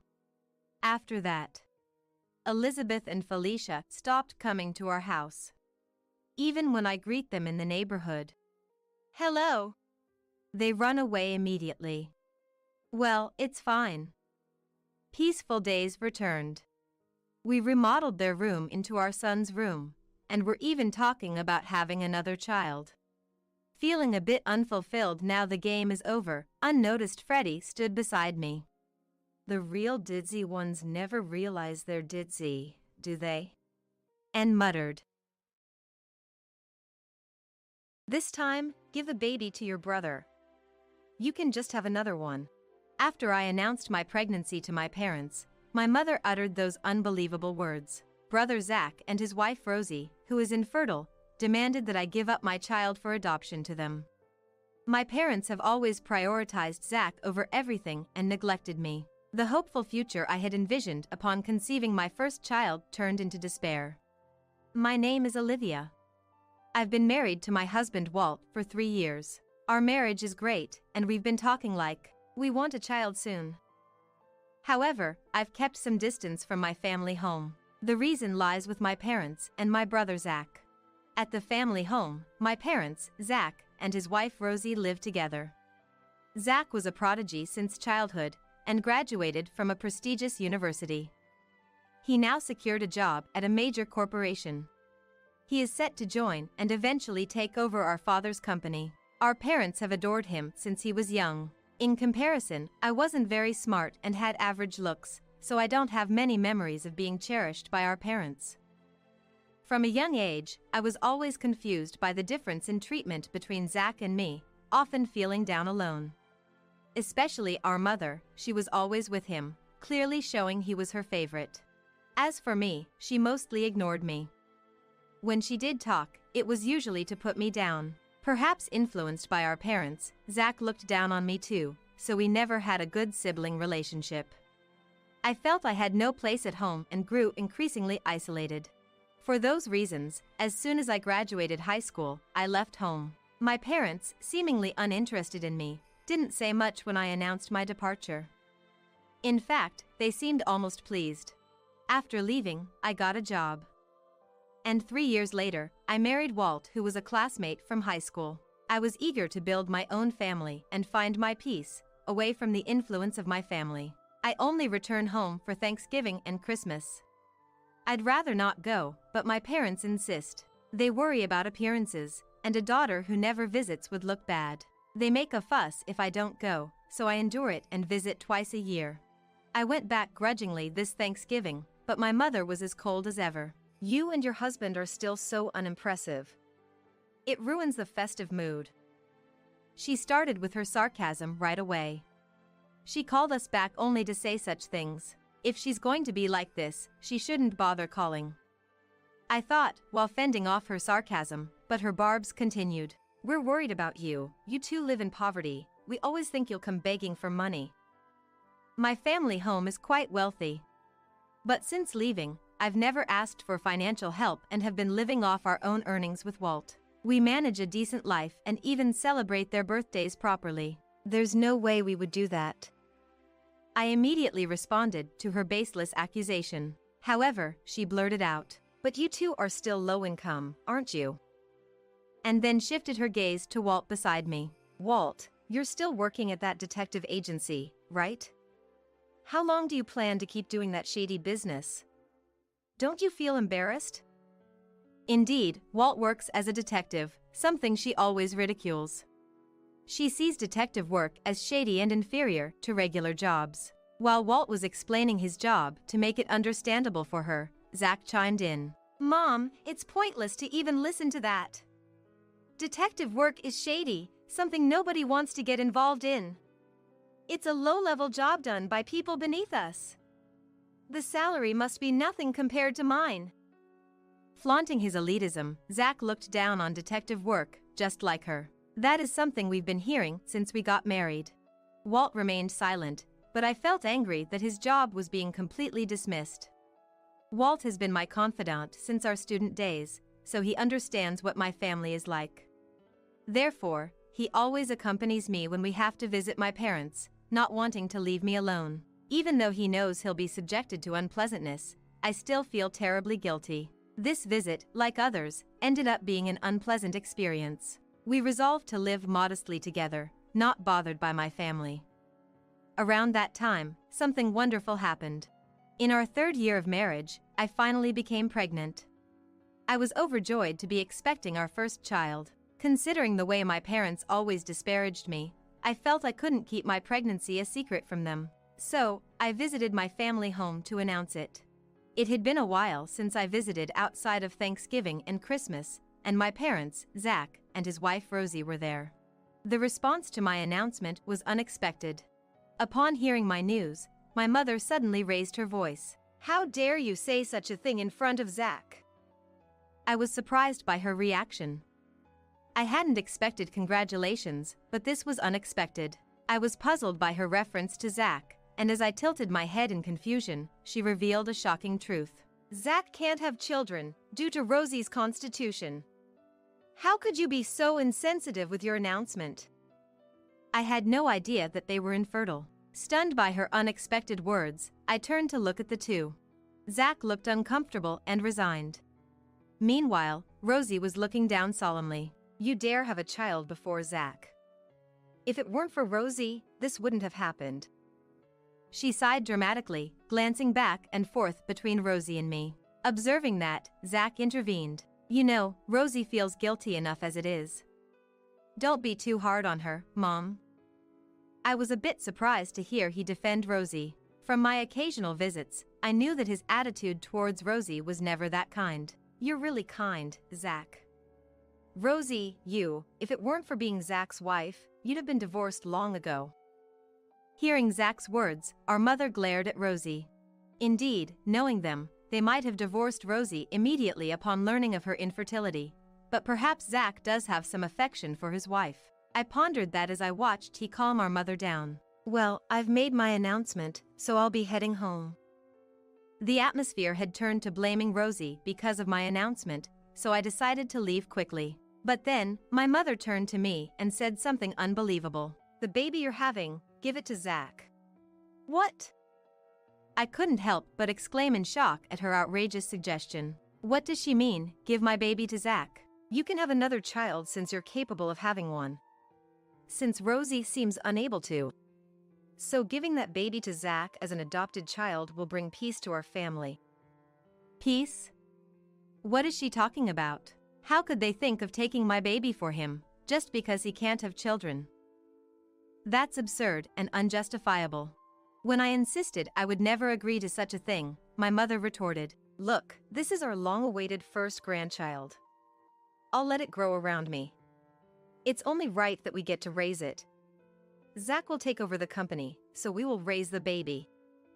She made such infuriating arguments, planning to take away my unborn child just to ensure a successor for our father's company. She talked about the process of adoption as if she had researched it, but I was too furious to listen. Seeing how irritated I was, Zach added something unbelievable. Well, since Rosie can't have children, it's good for her that you got pregnant at this time. At least you're finally contributing to this family. I couldn't believe it, but Zach seemed to agree with her. Even our father, who usually says nothing, nodded in agreement from behind them. It seemed the whole family was ready to claim my baby as their own. I couldn't believe how casually Zach spoke such terrible words to his own wife, acting as if nothing was wrong. Realizing that talking further was pointless, I decided to leave immediately. They only said, Make sure to give us an answer next time you come. And didn't even come out to see me off. Only Rosie, who must have been deeply hurt, silently saw me off. Even after returning home, my anger didn't subside. Far from celebrating my pregnancy, they made an unreasonable and absurd demand. Thinking about the future made me feel gloomy. They would probably keep pushing for adoption after the baby was born. Walt was also shocked when he heard the story from me after returning from work. Even he was at a loss for words. He understands my family, but the situation being beyond belief. A few days later, we had an unexpected visitor at home. What brings you here so suddenly? It's rare to see you alone. It was Rosie. She looked haggard, her skin lacked luster, and her hair was disheveled. As she looked at us, her eyes brimmed with tears. Olivia, I'm so sorry about the other day. She must be referring to when I went to announce my pregnancy. It wasn't her fault though. She seemed to feel guilty about the unreasonable demands made by my family. Then, she began to speak about something unexpected. Actually, I have something I want to talk to you about. What could it be? I invited her in to hear her out. What she revealed was shocking, and my anger surged again. Trying hard to suppress her anger, she calmly told me a significant truth. Walt had been quietly listening to our conversation, but spoke up as our talk wound down, saying, Actually, and revealed information to me. It was as astonishing and infuriating as Rosie's confession. Although Rosie had been listening to Walt's story, her teared up again. Having been informed of this significant fact by Walt and Rosie, I made a decision. to punish my parents and Zach. I swore to myself to settle past grievances and seek revenge. 3 months later, my belly beginning to show, I visited my family home with Walt. There were my parents, Zach, and Rosie. You've decided to give the baby to Zach, right? My mother asked, without even a greeting. It seemed she could only think of my baby being adopted by Zach. I told you before, that's not going to happen. As I responded, my parents glared at me, as if they couldn't accept it. No matter what you say, we're taking that baby. Stop being so stubborn. My mother appeared infuriated by my resistance. Feeling the same way, Zach and my father just glared at me without stopping her. No matter how much you yell, I will never give the baby away. Instead, I came today to show something to you guys. Is that okay, Rosie? I said, then made eye contact with Rosie. She nodded, still looking into my eyes. Rosie intends to divorce Zach. And the reason is this. I pulled several photos from an envelope I had brought. That was my purpose for coming today. These are... Seeing the photos, Zach was speechless. The photos showed Zach kissing another woman and entering a hotel, undeniable evidence of his infidelity. Apparently shocked to have been photographed. He muttered just one sentence. Who the hell took these photos? Our parents, standing next to Zach, looked bewildered and alternated their gaze between him and me. They probably had no idea that he was having an affair. It was Walt who took these. What? Yes, Walt had taken the photos. Walt had been silently watching that unfold, but began to explain how he came to take the photos. As a detective, he had incidentally seen Zach walking in downtown with an unknown woman while investigating a case. Out of curiosity, he conducted his own investigation and discovered that Zach was having an affair with that woman by pretending to be single. The decisive moment was captured in those photos. Zach seemed to think he had cleverly kept his affair secret. He was dumbfounded and at a loss for words. Adultery is a valid reason for divorce. Make sure you pay Rosie a proper compensation. Amidst the tense atmosphere, Zach spoke. I got stuck with a wife who's so incompetent. It's okay to have a little fun outside, right? Rosie and I were speechless. Instead of apologizing, he blamed Rosie for his infidelity. That's right, you're right. Rosie, it's because you're incompetent. To think you're acting all high and mighty about divorce. Our mother joined in, supporting his retort. They were desperately trying to blame Rosie, probably not wanting to be at a disadvantage themselves. I guess after I left, she must have been treated coldly by this family, just like I was. Thinking about it made me feel terribly sorry for her. Therefore, I decided to confront this family today. To save myself and Rosie, who had been neglected all that time, I pushed them further into a corner by blaming Rosie. Zach, you made fun of Walt, but the investigative skills of a professional detective are extraordinary. As soon as he started investigating, evidence kept piling up. And then, we found out something shocking about your mistress. Saying that, I saw my parents tensing up, wondering what shocking fact would come out next. The woman you're having an affair with seems to be the daughter of a mafia boss. As soon as I revealed it, Zach stiffened as if frozen. He must not have known that. Immediately, my mother screamed. What? Is that true? Her beloved son's mistress being the daughter of a mafia boss. Upon knowing the full extent of the shocking truth, she collapsed to the ground, covering her face with both hands. My father also pressed his head with both hands, as if he had heard something terrifying. Zach, you were pretending to be single while dating her, correct? Right, he had hidden his marital status to have an affair with the woman. If she finds out that she's been deceived by a married man, what do you think will happen? What will her parents do when they learn their daughter was tricked by a married man? It would be better to tell them, right? With my threatening words, now clearly realizing the identity of the woman he had been deceiving, Zach started to panic. No! I didn't know either. I was deceived too. Our parents, domineering just a moment ago, were now completely confused by this unforeseen revelation. Then, Rosie began to speak in front of the flustered. You didn't just deceive your mistress, did you? With her words, tension returned to the room. Then, she repeated what she had told me during her visit. "You are infertile, aren't you?" At that moment, Zach's face showed an "oh no" expression. Our parents looked at him in shock. They had blamed Rosie for not being able to have a baby, but the cause was actually Zach himself.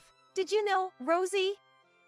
That was all he could manage to say. The stunned parents were visibly shaken by the harsh impact. As they struggled to find their next words, Rosie delivered the final blow. "I found it accidentally while cleaning the room." Rosie had stumbled upon his infertility diagnosis, hidden in his desk drawer. He couldn't admit that to his doting parents, so he kept that fact a secret and blamed infertility on Rosie. Believing his words, our parents had blamed Rosie. His protective comments about Rosie when I announced my pregnancy were probably due to his guilt over the issue.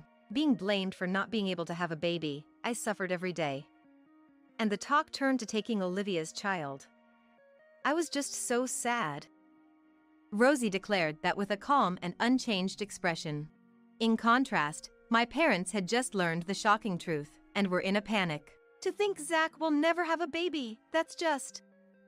My mother was despairing at the reality of not being able to hold his child. But in the next moment, she turned her hysterical hatred towards him. "You knew it was your fault, yet you pushed all the blame onto your wife. Did you cheat with other women just because you knew you were infertile?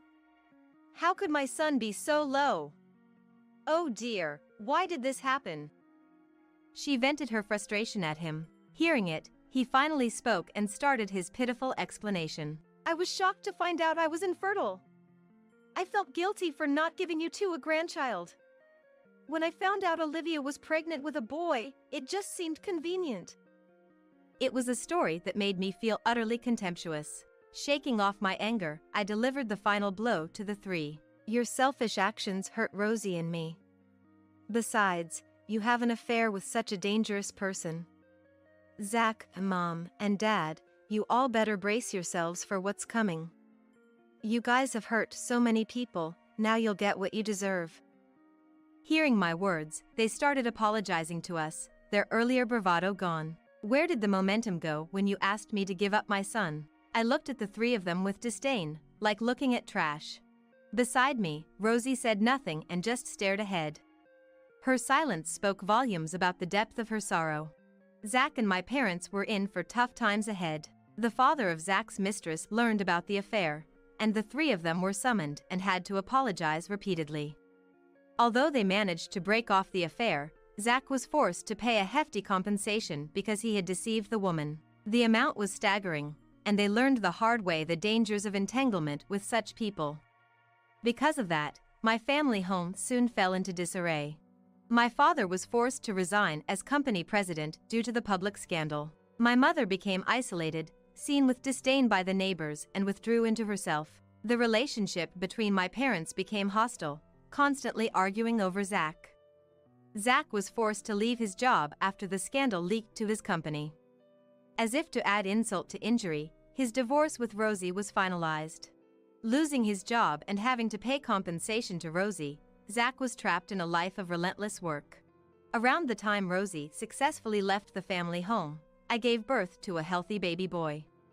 Both the baby and I were in good health, and I savored the joy of welcoming a new life. The happy days for our family of three began. Then, Walt and I decided to cut all ties with my family. I had been torn about severing ties with such parents and brother, but that incident made me realize it was best for my son. Even without them, I have an irreplaceable family now. I've decided to cherish only my precious family from now on. I'm Vivian, 27 years old, and a pregnant woman about to give birth soon. My husband Bobby is 3 years older than me, a bit selfish, but I've always relied on him as I'm indecisive. However, being pregnant made me realize that boyfriends and husbands are different, and so are husbands and fathers. As a boyfriend, I appreciated him taking the lead, but as a married couple, it felt different. He just wouldn't listen to others. Whenever I gave an opinion, he would negate it, insisting he was always right. And now, as I'm trying to change into a mom, he still hasn't quite become a husband. He seems to hold the reins in our relationship. His values are, frankly, quite outdated. Sure, some couples work well that way. I've heard that was how it used to be. Husbands would earn a lot, allowing wives to focus solely on housework and childcare. But his salary isn't something to brag about. In fact, I was earning more before my maternity leave. I kept quiet about it though, to avoid upsetting him. He spends as much as he has, so we still keep our savings separate. I've been saving bit by bit, so I can manage the expenses even during maternity leave, something he doesn't seem to grasp. He probably thinks he's supporting me with his income alone. Likely, it's the influence of his parents. His mother has always been a housewife, with his father as the sole earner. That's fine. Both of his parents respect each other. I got that impression when I met them. A wife supporting her husband, and a husband supporting his wife, made it work. In our case, Bobby seems to look down on me.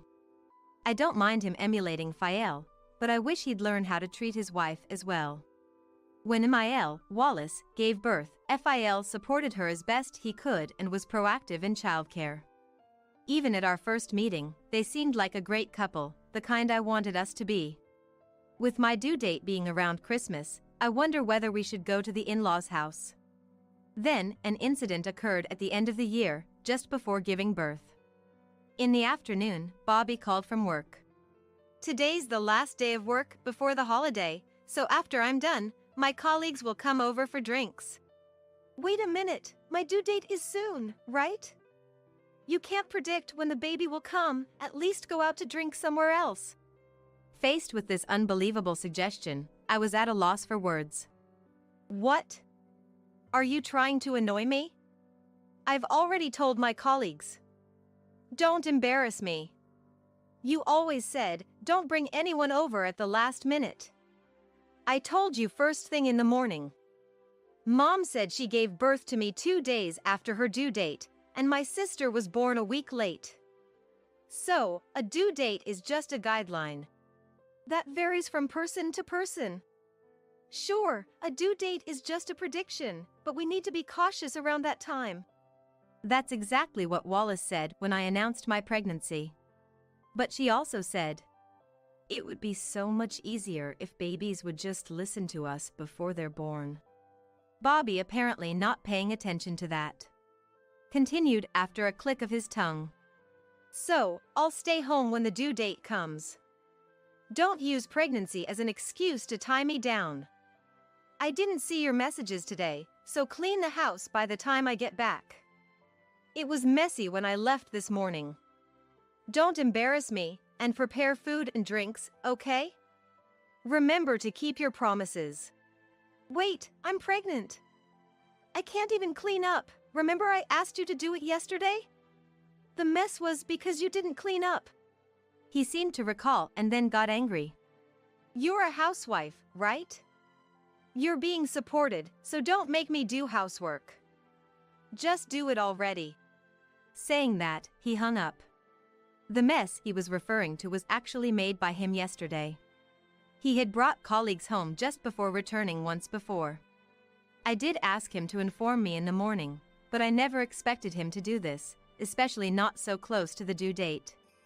My belly weighs about 3 kilos now, putting pressure on my organs. You wouldn't understand unless you've been through it. I didn't understand until I got pregnant. My sister-in-law, who's already had a baby, keeps in touch frequently. I feel blessed to share these hardships with her. Wallace reminisces about the past and brings things I need, and Fael helps out too. The in-laws' house is really nice. The baby in my belly, perhaps worried about me, kicks me repeatedly. It felt like a sign not to comply with his demands. So, I called his office. The person who answered passed the call to him. Hello, Bobby? It's impossible today. My belly's been kicked so much, I just can't move. What? Don't call for something like that. I'll drink at a colleague's place then. Don't call the office again. It's embarrassing, cut it out. At least clean up. If you don't, it's divorce, understand?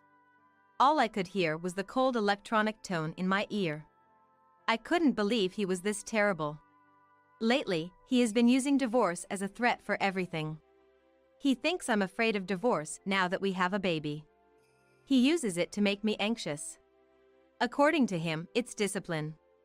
The only reasons I haven't divorced him are the possibility of change after the baby's birth and the in-laws' presence. How can someone from such a good family turn out like this? Knowing Sael, it's definitely not the parents-in-law's upbringing. It must be his friend's influence. At our wedding, one of his friends said, "Keep your wife in check."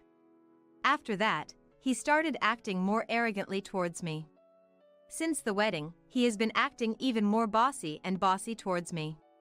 Just then, the phone rang at the perfect time, and I answered it. Hello, Vivian, how are you feeling? Wallace, it's not my body, it's my mood that's terrible. Wallace sounded a bit panicked over the phone. The due date is Christmas, right?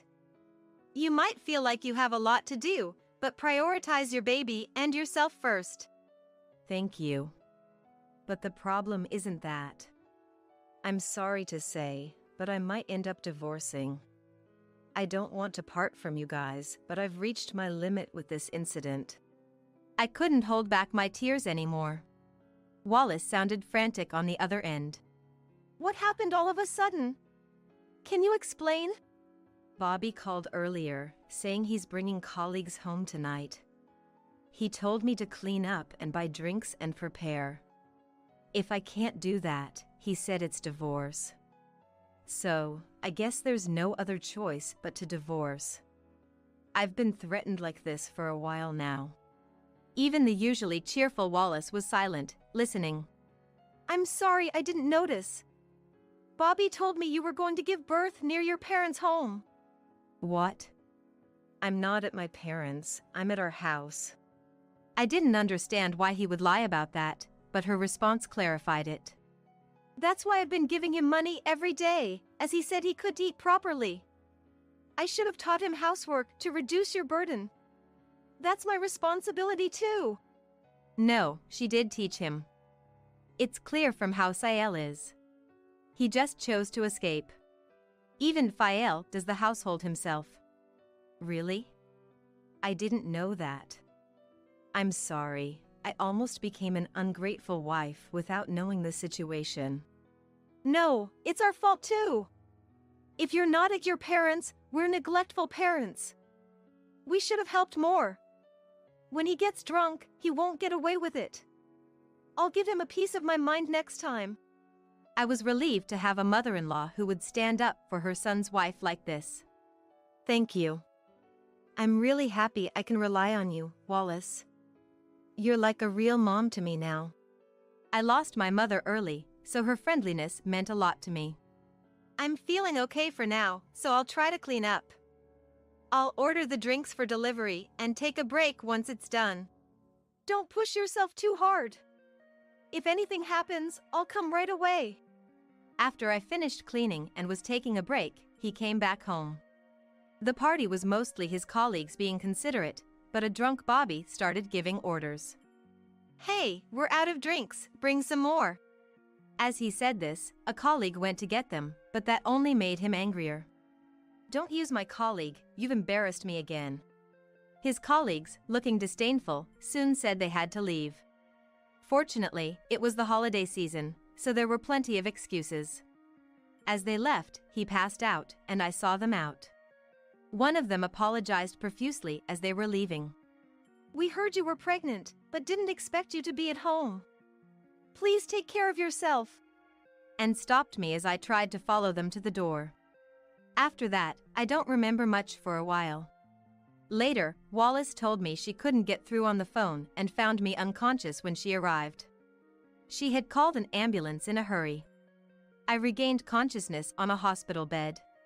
Still feeling weak, I decided to keep my eyes closed and rest a bit. Just then, the door to the hospital room opened. What the hell, you're sleeping soundly. I rushed here for nothing. The house is still a mess, nobody's there, and I get a message to come to this hospital?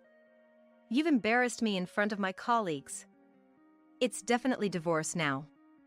In fact, Wake up already, I need you to sign the divorce papers. The juniors were disgusted with you. A wife who can't even prepare properly, maybe I should divorce you quickly without you noticing the affair. That way, I can marry my girlfriend. No alimony, huh? Am I a genius or what? No, you're an idiot, I wanted to shout, but I had to pretend not to notice and gather evidence. But how? Just then, Bobby's mobile phone chimed with a notification. He looked puzzled. Why am I getting a message from Vivian? What? I'm keeping Vivian's phone? Take care of your wife if you want it back? Who is this, some creepy person? Take care of my wife, like I don't need her. Thinking I was unconscious, he kept talking.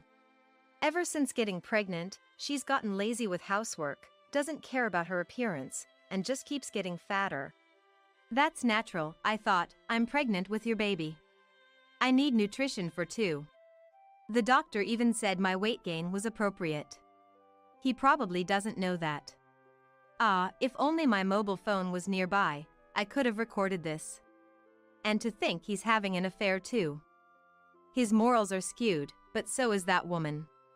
Would you be able to forgive yourself if you were in the same position? Is it even right to engage in adultery with a straight face when your beloved's baby is about to be born? In the first place, is it right to commit adultery? Hey, is the person messaging actually her affair partner? That would make sense, huh? So she having an affair too? What ridiculous reasoning. Does he have the brain of an elementary school detective? People who cheat always think their partner is doing the same. Bobby must know he's in the wrong. There's only one truth, and no justification for infidelity. Then his phone rang again. Huh? I'm not the affair partner? Is this guy psychic? Then who is it? Strangers shouldn't meddle in our business. Who's a stranger? This is a family matter. The door opened, and Wallace barged in. What? Why's Mom here? Why wouldn't I be? I sent the message. Bobby seemed flustered by this unexpected visitor. No way, you came all the way from home? I didn't think you would be here, let alone have Vivian's phone. Don't tell me, Mom, you've been brainwashed with lies to excuse her laziness, right? She began to speak quietly, regretting what he had done. I've been listening to everything you've said since entering this room, using the mobile phone there. He looked where she was pointing and seemed shocked. She had hidden her phone in the gap of my bed and connected a call to my phone. The recording function was also used, so the affair was fully exposed. The worst part is, you neglected Vivian, who's risking her life to give birth to your baby, to mess around. You don't deserve to be a dad. It was an impulse. Vivian hadn't been paying attention to me for a while. Just then, one of my junior female colleagues was, well, giving me attention. Hearing those words, I reached my limit and sat up, shouting. Don't joke with me. I'm trying to give birth with all my might. And you play around on a whim? He, finding no words to reply, looked down in silence. You have acted despicably. If you mention divorce, I have no choice but to accept it. When it happens, I'll be on her side. I almost died giving birth to you. I've told you this before. Your sister can't forgive your actions as a woman either. She just gave birth recently too. He made a face as if to say, crap. Doesn't he understand that when having an affair? But look, I rushed here as soon as she woke up. The affair was a momentary lapse. I swear I won't do it again. I really wasn't myself. I won't invite work colleagues home anymore. I'll end the affair and give all my salary to you. Please, consider this my last chance. Saying this, he kept apologizing. I smiled and called out to him. Bobby. Hearing my voice, he looked at me, as if relieved of his guilt. Thank you, Vivian. I'll really change. What are you misunderstanding? This was your last chance. Understanding my words, his face shifted from relief to despair. By the way, Dad, me, and your sister haven't forgiven you. Dad even said, don't come home even if you divorce. Basically, you're disowned. I think that's only fair. No way, give me a break. Where am I supposed to go? He grasped at her feet as if begging. Bobby, you neglected your wife who's about to give birth, had an affair, invited colleagues home, and sent her to the grocery store. That's 2 strikes for me and Dad. So there's still... Before he could finish, I spoke. No. Sister-in-law makes it 3 strikes, and I'm the game set. We'll divorce once the baby is born. As for the broken promise, make sure you pay alimony and child support as a dad. I need to be a father to the baby. Don't divorce me. I'll give you all my money. I'll lose my position at work. Even now, he seemed more concerned about saving face. That's fine. Your work colleagues have already contacted me while you were on your way here. Remember when you invited them home without notice and gave out my contact? Someone I didn't recognize called, saying they were supposed to come today. I didn't know the situation, thought your wife went back to her parents. It'll probably be gossip after the holiday season. Please, explain to them it's a misunderstanding. Still seeking self-preservation, he didn't seem to care about me. Misunderstanding? It's the truth. The baby will be raised by me, my parents, and your family. We all agreed unanimously. By now, and make sure you keep your promises this time. This was what Bobby had told me over the phone. Her parents, your dad and sister, are coming soon. Take responsibility for your actions. We'll apologize for our son's misconduct at the end. Then we'll make sure she and the baby don't suffer. We won't be lenient. We'll front the money, but this isn't for you, it's for her. Work hard at Dad's friend's workplace to pay it back. You won't be comfortable at your current job anyway. You have no choice. Fine, I'll figure out the money. I'll remarry my girlfriend. She loves me. She's making money online streaming, something about relationship advice. Love Me channel, that's it. I'll join her and make a fortune. Then I'll be a billionaire. Planning all alone, how foolish. Well, good luck with that, you're a fool till the end. Wallace, it's fine. Bye now. Bobby left cheerfully, but with trembling feet. He fled before Raphael and Sael arrived. The next day, I gave birth to a healthy baby girl.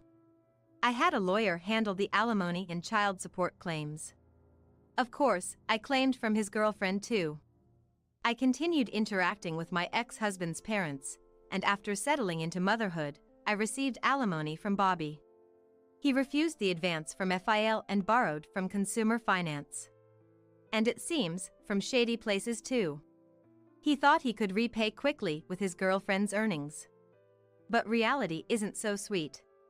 His girlfriend left her job after their relationship became known at the company, making things awkward. The incident of him drinking at home spread around his company, and he quit. His last hope, the streaming, leaked somewhere, and the channel disappeared due to the affair despite being about relationship advice. Doing bad things doesn't pay off. Who leaked it? Sael was giving a thumbs up, but it must be my imagination. If he hadn't mentioned the channel name, maybe it wouldn't have gone this far. Is now missing. My daughter and I will surely be lovingly raised by 2 wonderful families. Happy birthday! Make sure you eat it all. What was presented in front of me was a surprise birthday cake made by my mother-in-law, Kyla.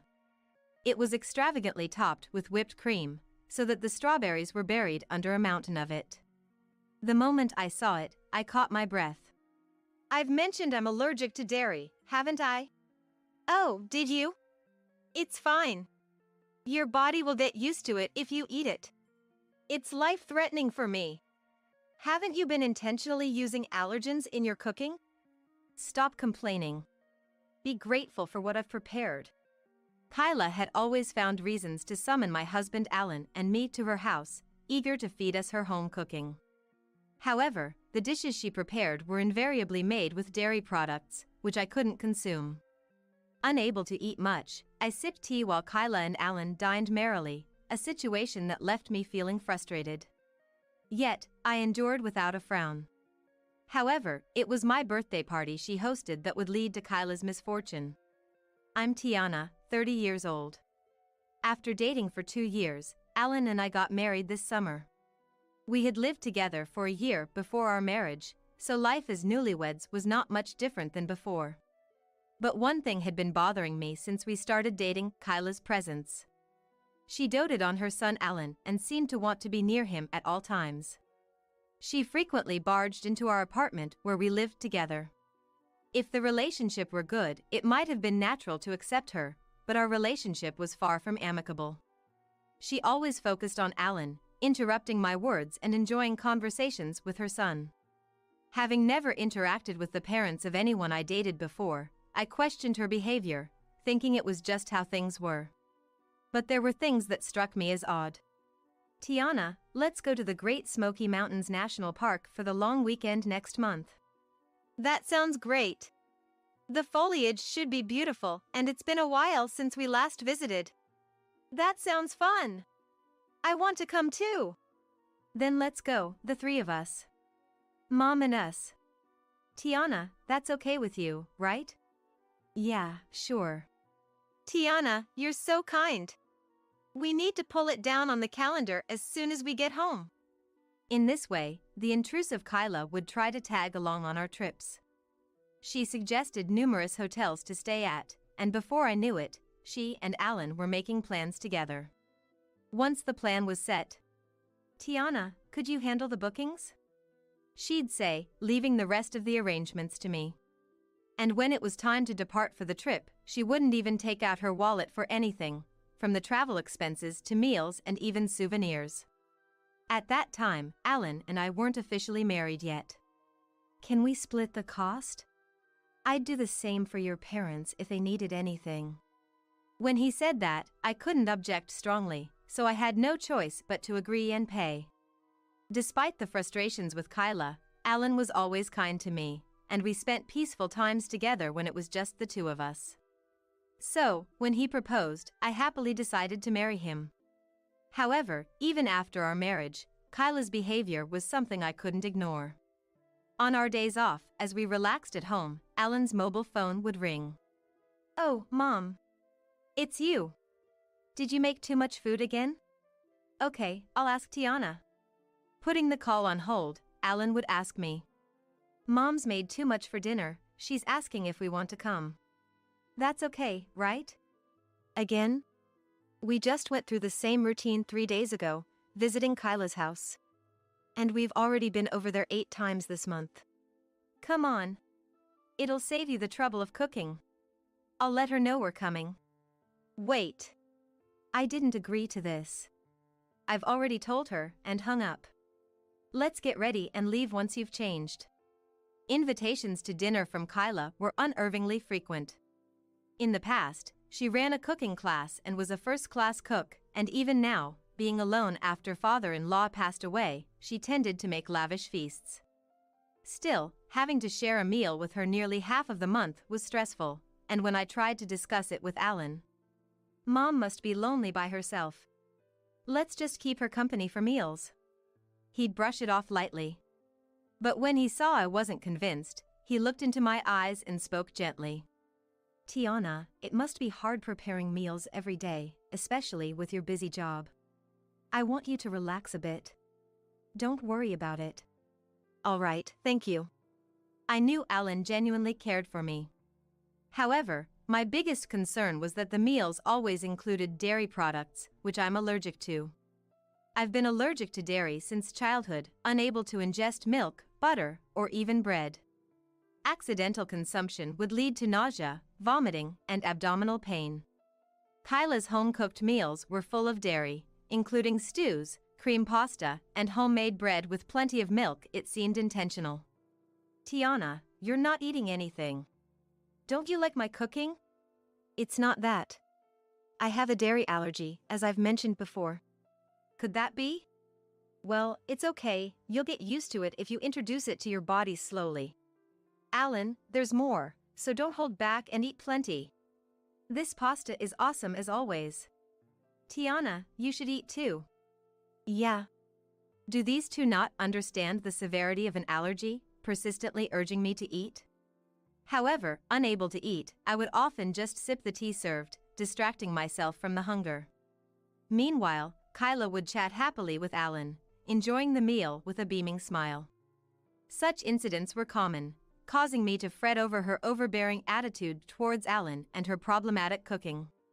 Once, unable to hold back, I brought this up with Alan. Do you think Kyla is deliberately making dishes I can't eat? That's impossible. She went through the trouble of making it, and I think it's a problem that you don't eat, Tiana. Don't say that. You understand my allergy issue. Yes, but remember, you've accidentally eaten allergens in food other than Mom's cooking before? It never led to anything serious, so don't overthink it. That may be true, but... Indeed, I've unintentionally eaten dairy when dining out. Dairy is so pervasive in dishes that sometimes it's unavoidable. Yet, I couldn't help but feel malice in Kyla's cooking. Once, she served fried chicken for dinner, and thinking it was safe, I ate it, only to find out the batter contained dairy. Soon after, I was overwhelmed with vomiting and severe abdominal pain, becoming unable to leave the bathroom. Are you complaining about my cooking that much? There's a limit to sarcasm. Kyla, showing her anger, confronted me as I finally emerged from the bathroom. It's not that. I think there was dairy in the batter of the fried chicken. It made me sick. The way you say it sounds like I did it on purpose. Alan grew up on my cooking. If you can't stand it, you won't get along with him in the future. If you're going to break up, better do it sooner than later. That's a different issue. No.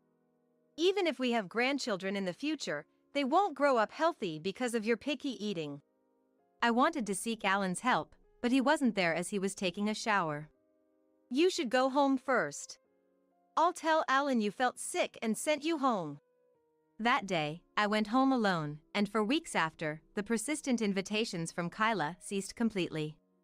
If it meant keeping some distance, I didn't mind her disliking me. Then, a month before my birthday, Alan made a suggestion. It's Tiana's first birthday since we got married. How about we go to a hot spring? That's wonderful. Of course, I'll go. Look forward to it. The trip is my gift to you. Okay. Thank you, as always. What's this all of a sudden? I'll make it luxurious since it's a special occasion. I was overjoyed by Alan's sentiment. The reservations were made without a hitch, and all that was left was the day of the trip. However, 2 days before the trip, I received a call from Kyla. Tiana. It's been a while. It's unusual for you, Kyla, to contact me. What a sarcastic tone. I'm calling to host a birthday party for you. What? It's your birthday in 2 days, right? Melissa is coming back that day. How about we all have dinner together? Melissa is Alan's sister, currently living far away due to her job transfer. I met her for the first time at my wedding, but we haven't seen each other since. She was refreshingly bright, and just from one glance, I could tell she was a good person and I wanted to talk to her more. However, Alan had planned a trip for my birthday. Can I confirm with Alan before answering? He'll say yes. You're the star, so I'll wait especially for you. Make sure to reply by tomorrow. After her purpose was served, Kyla unilaterally ended the call. I have a bad feeling about this. Despite my intuition, I had to check with Alan, so I brought up the birthday party when he got home. Melissa is coming back. That's great, let's go. But what about our trip? I was really looking forward to it. We can go anytime. But things haven't been going well with Kyla recently, and I'm not really feeling up to it. Mom wants to get closer to you, Tiana. She wouldn't host a birthday party otherwise. It's a good opportunity to accept her invitation. All right. I understand.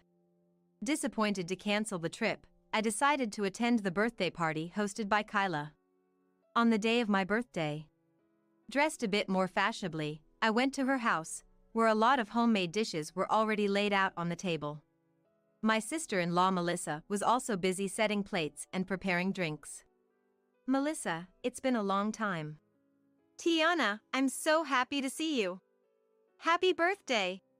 Let's talk a lot today. Just like the first time we met, she was indeed a bright and charming woman. Though things weren't going well with Kyla, I felt that I could have a good relationship with Melissa. Now that everyone is here, shall we start? Tiana, happy birthday. We all held our glasses and toasted. It was heartwarming to receive so many well wishes. Tiana, eat as much as you like today. But we also have a cake, so don't overdo it and save some room. Mom, isn't it a bit much? It's Tiana's special birthday, of course. Seeing her smiling more than usual, I felt somewhat relieved. The homemade dishes lined up before me were extravagant, from fried chicken to potato salad, roast beef, and even a scattered sushi, quite a feast. However, I couldn't help but feel that some of these might contain allergens, and once again, I couldn't bring myself to eat much. Still, reuniting with my sister-in-law and her husband made for lively conversations and an enjoyable time. Before I knew it, the sun had set, and it was 7 p.m. Then Kyla stood up and headed towards the kitchen. After a while, the lights suddenly went out, and Kyla approached with a cake, its candles lit. Everyone naturally started singing happy birthday in unison. Despite my age, I was genuinely delighted, bashfully clapping and savoring the joy. Tiana, please blow out the candles. All right. After I blew them out, Alan turned the lights back on. Then the cake became clearly visible, and I exclaimed, "Is this?" Kyla's homemade cake was extravagantly frosted with whipped cream, and as if that wasn't enough, more whipped cream was piped on top, concealing the strawberries entirely. Happy birthday! Make sure you eat it all. Unconcerned about my grimace, Kyla spoke with a direct gaze and a smile. The situation was so obviously intentional that I couldn't hide my irritation. This cake. I baked the sponge myself, you know? Took quite some time, so it must be delicious. I'll cut and serve it now. Before I could respond, she was about to forcefully plate it. But this was a precious moment, and I decided it was time to be straightforward. As I clenched my fists and was about to speak, an unexpected person addressed Kyla. Tiana's allergic to dairy, right? Melissa, who had been smiling until then, asked Kyla sharply, her expression now stern. Was she? Mom, you told me over the phone before. Do you understand how dangerous allergies are? They can be fatal. Really? Didn't you realize the severity, Alan? There are many people in the world who die from eating allergens. You can't take this lightly. I was touched that Melissa came to my rescue when I was in trouble. And I was overwhelmed with gratitude for her conveying the dangers of allergies. That varies from person to person. Tiana said she can eat a little without any issues. I never said that. In fact, I've always stated I can't eat it. Don't lie. Fine. Everyone else can share the cake. If you don't like it, just watch enviously. Even after all this, Kyla refused to understand, and I was truly infuriated. Regardless, her plan was either to make me sick from eating the cake or to isolate me for not eating it. I was ready to retaliate forcefully, but once again, the situation took an unexpected turn. Mom, enough already. Did you even listen to her? What's gotten into you, Alan? This is nothing new. Don't joke around. This is life-threatening. Are you saying it's okay if Tiana dies? That's not what I mean. She's been fine eating it before. So don't be so harsh. Let's serve Alan first. Stop it. I don't want to eat a cake with malice. Tiana, I'm sorry. I should have understood your allergy better. It's okay. I appreciate you understanding. Kyla, please take the cake away. Then, she made an outrageous statement, further intensifying the tension in the room.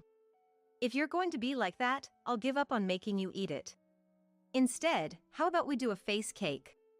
You know, like comedians do on variety shows, burying their face in the cake for a laugh.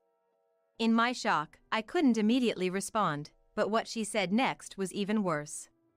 If it's just on your face, it won't be life-threatening, right? How about we take a group photo with it? It will make a wonderful memory. That's not funny.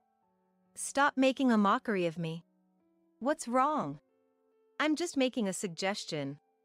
Tiana, you never seem to go along with everyone else. Why would you use an allergen I can't eat in the first place? You've been doing this on purpose all this time, haven't you? So what? What's wrong with that? Alan loves stew and cream pasta. With such picky eating, how can my son be happy with you, Tiana? It's boring if you won't eat the food I make, and I'm at my limit with you. He understands my allergy and married me. It's not the same as being picky. You've been causing me trouble all this time, and I won't forgive you for that. Make a fuss if you want. If you don't like it, you can leave. Facing her unrepentant attitude, I delivered a decisive blow. Understood. I'll sever ties with you. I won't associate with you from now on. That's fine by me. It's actually a relief. I'm cutting ties with you too. Alan, what are you saying? I accepted the birthday party because I thought it was a kind gesture. I didn't give you money for the ingredients just so you could harass her. Sorry. So, stop being angry, will you? It's too late. I regret sending money every month to make your life a bit easier.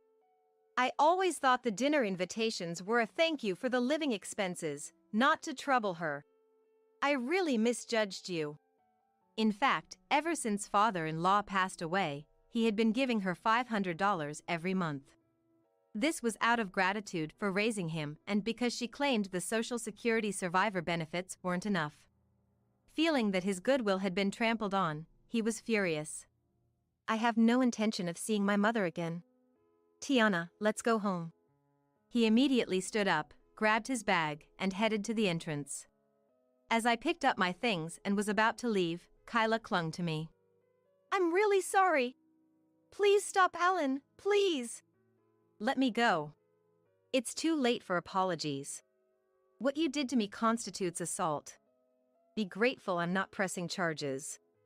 Wait. My comfort is spending time with him. Ignoring Kyla's tearful pleas, I left the house. Walking home together, he apologized again. Tiana, I'm really sorry. I'll be more careful from now on. In the days that followed, both Alan and I received numerous calls from Kyla on our mobile phones. We ignored the dozens of calls, and eventually, they stopped. The birthday incident brought Melissa and me closer, and we started to communicate frequently. I apologized for leaving early that day. Leaving was the right choice. I would have done the same.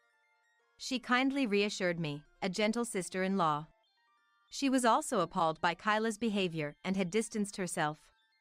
Kyla, abandoned by her beloved children and left lonely, lost the energy to cook her favorite dishes and resorted to eating ready-made meals.